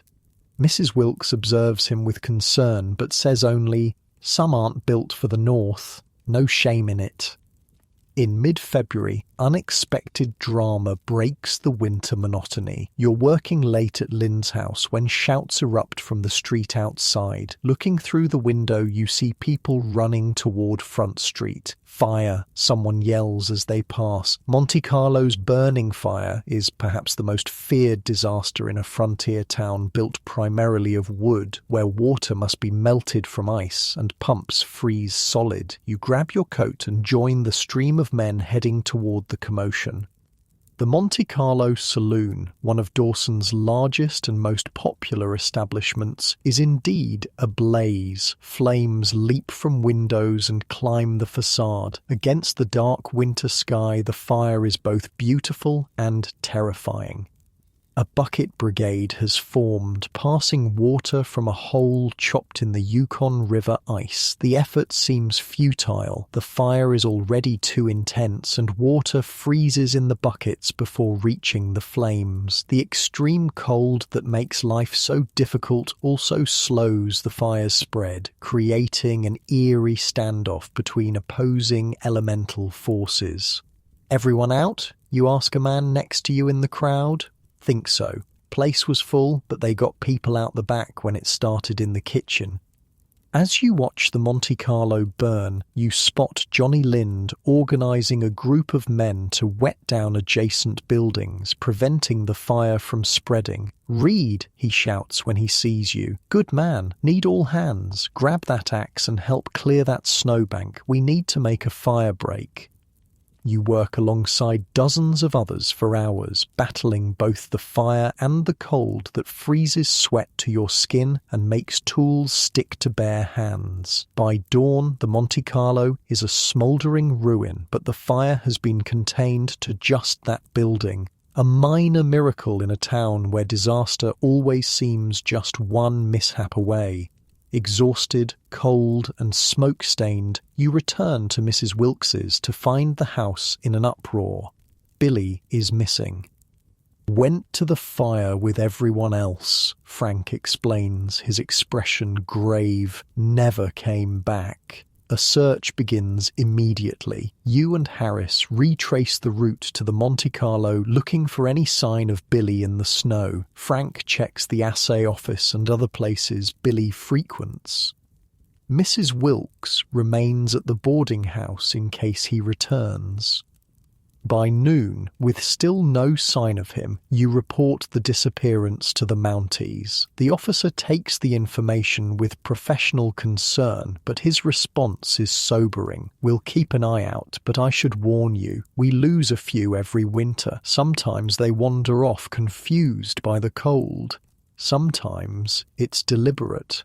"Billy wouldn't just wander off," you insist. "Hope you're right," the Mountie replies. "Keep checking the usual places. We'll do the same." The search continues through the day, growing more desperate as temperatures drop again with the early sunset. Dawson may be small by outside standards, but there are countless places a man might disappear. Abandoned cabins, storage sheds, the maze of tents on the outskirts. It's Harris who finally finds him in a half-collapsed shed behind the Northern Commercial. Billy sits huddled in a corner, conscious but unresponsive, his eyes open but seeing nothing. "Jesus, kid," Harris mutters, wrapping his own coat around Billy's shoulders. "What are you doing out here?" Billy doesn't answer, doesn't even seem to recognize Harris. His skin is cold but not yet frostbitten, the shed providing just enough shelter from the wind to prevent the worst. You and Harris half carry him back to Mrs. Wilkes's, where Frank has already summoned Dr. Wilson. The doctor examines Billy carefully, checking for frostbite and other injuries. Physically, he's all right, Wilson announces finally. Cold, exhausted, but no serious damage. Mentally, he shrugs. Hard to say. Seems like some kind of breakdown. I've seen it before in men who've been north too long. Will he recover, you ask? Possibly. Rest, warmth, food. Talk to him, even if he doesn't respond. Remind him who he is, where he comes from. The doctor packs his bag. If he doesn't improve in a few days, bring him to the hospital. Not much more they can do there, but they can watch him. For the next several days, one of you stays with Billy at all times. Mrs. Wilkes prepares special broths and teas, coaxing him to eat small amounts. Gradually, he begins to respond, first just to his name, then with single-word answers to questions. On the fourth day, as you sit reading aloud from an old Seattle newspaper, Billy suddenly speaks clearly. "I can't stay here." You look up, startled by the coherence. "Billy?" His eyes are focused now, present in a way they haven't been for days. "I can't stay in Dawson, in the Yukon. I'll die here." "You're not going to die," you assure him. "You're getting better." He shakes his head. "Not the cold, not sickness. It's this place, the darkness, the isolation. I feel it eating away at me, each day a little more gone." You sit quietly, letting him talk. "I thought I was strong enough, thought if I could make it over the Chilkoot I could handle anything." His voice breaks slightly. "But I can't, not another day. Spring's coming," you offer. "Sun's already coming back. Doesn't matter, even in full summer we're still at the edge of the world. I need to go home." The conviction in his voice makes it clear this isn't just the rambling of a sick man. Billy has reached a breaking point that many stampeders face, the moment when they must decide if the Klondike dream is worth the cost. How, you ask practically? The passes are snowed in, rivers frozen, no one's getting out until spring breakup. I'll wait if I have to, work, save money for passage, but when the river opens, I'm going home. You nod slowly. "If that's what you need to do, we'll help you get ready." Billy's decision forces each of you to confront your own plans. That night, after Billy has fallen asleep, you sit with Frank and Harris in Mrs. Wilkes's kitchen, talking in low voices. "Kid's probably right to go," Harris admits. "Klondike's not for everyone." "What about you?" Frank asks him. "Still planning to try mining again come spring?" Harris stares into his coffee cup. "Don't know anymore. Been at this game a long time. Lost more than I've found." "And you?" you ask Frank. He shrugs. "Northern Commercial offered me a permanent position. Good pay, chance for advancement. Might stay at least another year." The question hangs in the air. What about you, Thomas? You consider your options. The carpentry work is plentiful and well paid. Lind has hinted he might have more projects after his house is completed. You could save substantial money in another year. But there's Margaret's letter, the news of your father, the family left behind. There's Seattle, where you once had your own business, your own dreams. Outside, the aurora borealis dances across the northern sky, casting ghostly light through the kitchen window. February is waning. March will bring more daylight, slightly warmer temperatures. April will see the sun remaining above the horizon for most of the day. And May will bring the spring break-up, when the Yukon ice fractures with sounds like artillery fire, when the river flows again, when ships can once more connect Dawson to the outside world. Decision time approaches, but it isn't here quite yet. For now, there's still winter to survive, work to complete, money to earn, and friends to support through the darkest season of the Klondike. March arrives with light that feels like a gift after the endless dark. The sun not only appears but actually climbs the sky, casting real shadows, bringing real warmth. Temperatures rise from the brutal 60 below to a practically balmy 0. Men shed their heaviest furs. Icicles drip from eaves. The world begins, ever so slowly, to thaw. Billy improves with the lengthening days. The vacant stare disappears, replaced by quiet determination. He works diligently at the assay office, saving every dollar for his passage home. In the evenings, he writes long letters to his family in Portland, describing the journey north in meticulous detail, perhaps trying to make sense of it all through the telling. Frank thrives at the Northern Commercial Company. His careful bookkeeping has caught the attention of company officials, earning him a promotion to assistant manager. The store prepares for the spring rush, the flood of new supplies and new stampeders that will arrive once the river opens. Harris has found his place in Sorensen's workshop. His mining dreams haven't entirely faded, but they've tempered with reality. Maybe next year, he says sometimes, but without the feverish conviction of before. And you've completed the interior woodwork for Lynn's house, a showcase of craftsmanship that has earned you a reputation as Dawson's premier carpenter. Your days are filled with new commissions, your pockets with gold dust. Yet, as spring approaches, questions nag at you. Stay or go? Continue in this strange, harsh, occasionally magical place, or return to Seattle with its more predictable comforts and family connections? What would you do, you ask Mrs. Wilkes one evening, as you help her inventory supplies in her pantry? The boarding house is running low on certain items after the long winter, but she's managed her stores carefully. "Can't answer that for you," she replies, making a note about the flour barrel. "Everyone has their own reasons for staying or leaving, but you stayed after your husband died." She considers this, setting down her pencil. "Yes, because I found purpose here. Independence. A life that was truly my own." She studies you with shrewd eyes. The question isn't really about Dawson or Seattle. It's about where you can best become the man you're meant to be. Her words echo in your mind as April unfolds, bringing real thaw. The hard-packed snow on Dawson's streets turns to slush, then mud so deep that men lose boots in it. The constant drip from rooftops becomes a background music to daily life. The Yukon ice darkens, weakening from beneath, though it still holds firm enough to support dog sleds. Signs of impending breakup appear daily. Pressure ridges form in the river ice as the current strengthens beneath. Open leads of water appear near the banks. The wise move their boats and docks to higher ground, knowing the ice breakup brings a surge of water that can carry away anything in its path. Anticipation builds throughout Dawson. For some, like Billy, breakup means the chance to leave. For others, it brings fresh supplies, mail, news from outside. For miners, it marks the start of the true mining season, when water flows for sluicing and new ground can be worked. "When do you think it'll happen?" Billy asks almost daily, scanning the river for signs. "Mid-May, usually," Harris tells him, but the Yukon keeps its own schedule.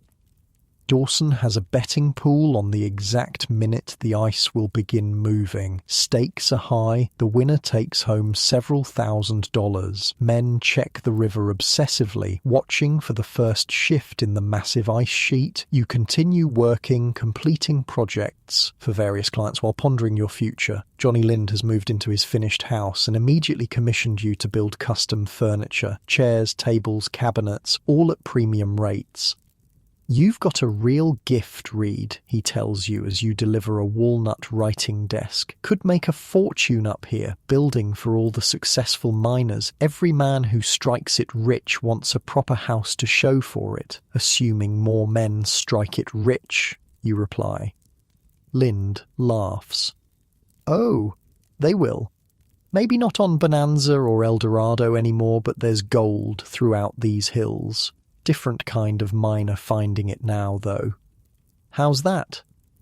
"Big operations, heavy equipment, capital investment." Lind gestures out his window toward the creek valleys beyond Dawson, the lone prospector with a pan and shovel. His day is ending. The companies are moving in. It's a sentiment you've heard increasingly as spring approaches. The Klondike is changing, consolidating, individual claims are being bought up by consortiums with steam-powered equipment and hired labourers. The romantic era of the independent stampeder is giving way to industrial mining. In early May, you receive a letter from your sister Margaret. It's dated February, having travelled by dog sled over the winter trails, a rare mail delivery before river breakup. She writes of family matters, of Seattle slowly recovering from the economic depression, of how Robert's carpentry business has improved enough that he's hired an assistant. Between the lines, you read her hope that you'll return, tempered with understanding if you choose to stay north. Whatever you decide, she concludes, know that there is always a place for you here. Father would have wanted you to follow your own path, wherever it leads. That night, you dream of Seattle, its evergreen-covered hills, its busy harbour, its familiar streets. You wake with the smell of salt water in your nostrils, though it's only the moisture from the thawing earth outside your window. May 11th dawns clear and unusually warm. By mid-morning, attention fills Dawson. Men gather along the riverfront, watching the ice with particular intensity. You join them during your lunch break, standing beside Harris on the high bank. See there, he points toward the centre of the river, water on top of the ice, and those dark patches, ice is rotting from within. As if responding to his words, a deep groaning sound emanates from the frozen Yukon, the voice of a giant stirring from winter sleep. The crowd murmurs. More people arrive. Someone rings a bell, alerting those in town that something is happening.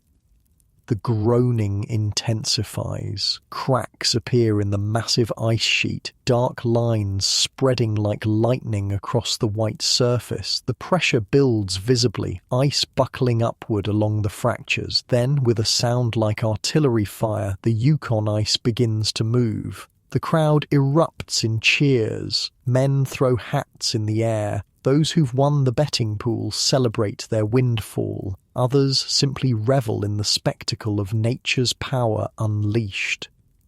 The ice doesn't just melt, it breaks into enormous chunks that grind against each other as the current pushes them downstream. The river rises rapidly as the natural dam formed by ice downriver creates backup. Floodwater laps at the lower streets of Dawson. Men rush to move supplies to higher ground.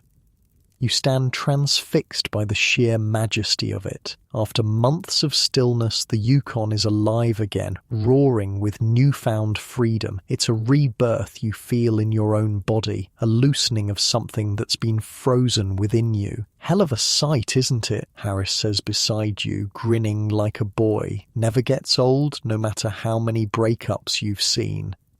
The spectacle continues for days. Ice flows tumble downstream, sometimes piling up to create temporary dams that cause the water to rise alarmingly before breaking free again. The river carries tree trunks, parts of cabins, occasionally entire boats that were left too close to the banks. Within a week, the ice is mostly gone, replaced by a swollen, fast-flowing river the colour of coffee with too much cream, brown with silt and debris from the spring runoff. And then, the moment everyone has been waiting for, the first steamboat whistle from downriver. The SS Alice arrives on May 20th, pushing against the still swift current, loaded with supplies, mail, and passengers. The entire town turns out to greet her. After 6 months of isolation, Dawson is reconnected to the outside world. More steamers follow in quick succession. News arrives of the Spanish-American War, of political developments, of continued economic recovery in the States. Fresh food appears in stores, eggs, potatoes, even some oranges that sell for $1 each and disappear within hours. And people. So many people. Despite reports that the best claims are taken, the stampede continues. These new arrivals look so much like you did a year ago, eager, anxious, ill-prepared for what awaits. "Fools," Harris mutters, watching a group struggling up from the docks with obviously inadequate supplies, still thinking they'll just pick gold nuggets from creek beds. "Were we any different, you ask?" He chuckles. "Guess not, though at least we came early enough to have a fighting chance." Billy secures passage on the SS Alice's return journey. The morning of his departure, you all walk him to the dock. You, Frank, Harris, even Mrs. Wilkes. "Sure you won't stay another year?" Frank asks, though he knows the answer. Billy shakes his head, smiling slightly. "I've had enough adventure for several lifetimes, going to get a nice boring bank job back in Portland. Maybe even convince my mother I'm not completely reckless." You embrace him. This young man who arrived in Dawson as a boy and leaves having aged years in just months. "Right when you get home," you tell him. "Let us know you made it safely." "I will," he promises. "And if you come back through Portland," he leaves the invitation open. As the steamer pulls away from the dock, Billy stands at the rail, waving until he's too small to distinguish among the other passengers. Another stampeder whose northern dream ended differently than planned, but who survived to tell the tale. His departure forces the question you've been avoiding: what about you? With river navigation open, your carpentry skills could easily secure you passage to Seattle. You have substantial savings now, enough to restart your business there, perhaps even expand it beyond what you had before. Margaret and her family wait. Seattle, with its familiar comforts and moderate climate, beckons. Yet Dawson has work for years to come. Lind and others continue commissioning projects at rates unheard of outside. Despite the industrial shift in mining, the town itself is still growing, still building, still needing skilled hands. "What's keeping you up here anyway?" you ask Frank one evening. With Billy gone, you've moved to a smaller room at Mrs. Wilkes's, still sharing with Harris, but with more space now. Frank considers the question carefully. "Opportunity, I suppose. Back in Seattle, I was just another unemployed iron worker. Here, I'm assistant manager at the largest store in the Klondike. In a few years, I could be running my own business. Worth the winters? The isolation? For me, yes." Frank studies you. "What about you? You've got more reason to go back than any of us. Family, connections." You don't answer immediately, watching the midnight sun cast long shadows through the window. Even at this late hour, Dawson bustles with activity, making up for the forced inaction of winter. "I came for gold," you say finally. "Never found it in the ground, but found it anyway, just not where I expected." June brings full summer to the Yukon, a compressed season of intense activity and growth. Wildflowers carpet the hillsides, the sun barely sets, creating nights of lingering twilight that last just a few hours before dawn returns. Mosquitoes emerge in clouds so thick they can choke a man. The mud of early spring hardens, making the streets passable again. Mining operations run around the clock in the constant daylight. New discoveries on creeks further from Dawson create mini-rushes, though none compare to the original bonanza finds. Dawson's population swells as steamers arrive daily, then dwindles as disillusioned stampeders head home after finding the best opportunities already claimed. Your decision crystallizes gradually, not in a single moment of clarity, but through a collection of smaller realizations. The satisfaction of creating something with your hands that will outlast you, the fellowship found in shared hardship, the simple pride of surviving where many couldn't. One evening, in late June, you sit on the bench outside Mrs. Wilkes's boarding house, enjoying the warm air and endless northern sunset. Johnny Lind appears, walking up from the direction of the steamboat landing. "Reed," he greets you, taking a seat beside you. Just the man I wanted to see. Mr. Lind, how can I help you? Been thinking about that furniture you made me. Quality work, better than anything shipped in from outside. He pauses, lighting a cigar. I've got some business partners opening hotels in Dawson, Skagway, even Nome, where they've found gold on the beach. They need furnishings, lots of them, high quality, built to last. You wait, sensing there's more. I'm proposing a partnership. You handle the craftsmanship, I handle the business end. We set up a proper workshop, hire assistants, fill these contracts. Lind puffs his cigar. Could be very profitable for both of us. The offer is unexpected, but somehow feels inevitable.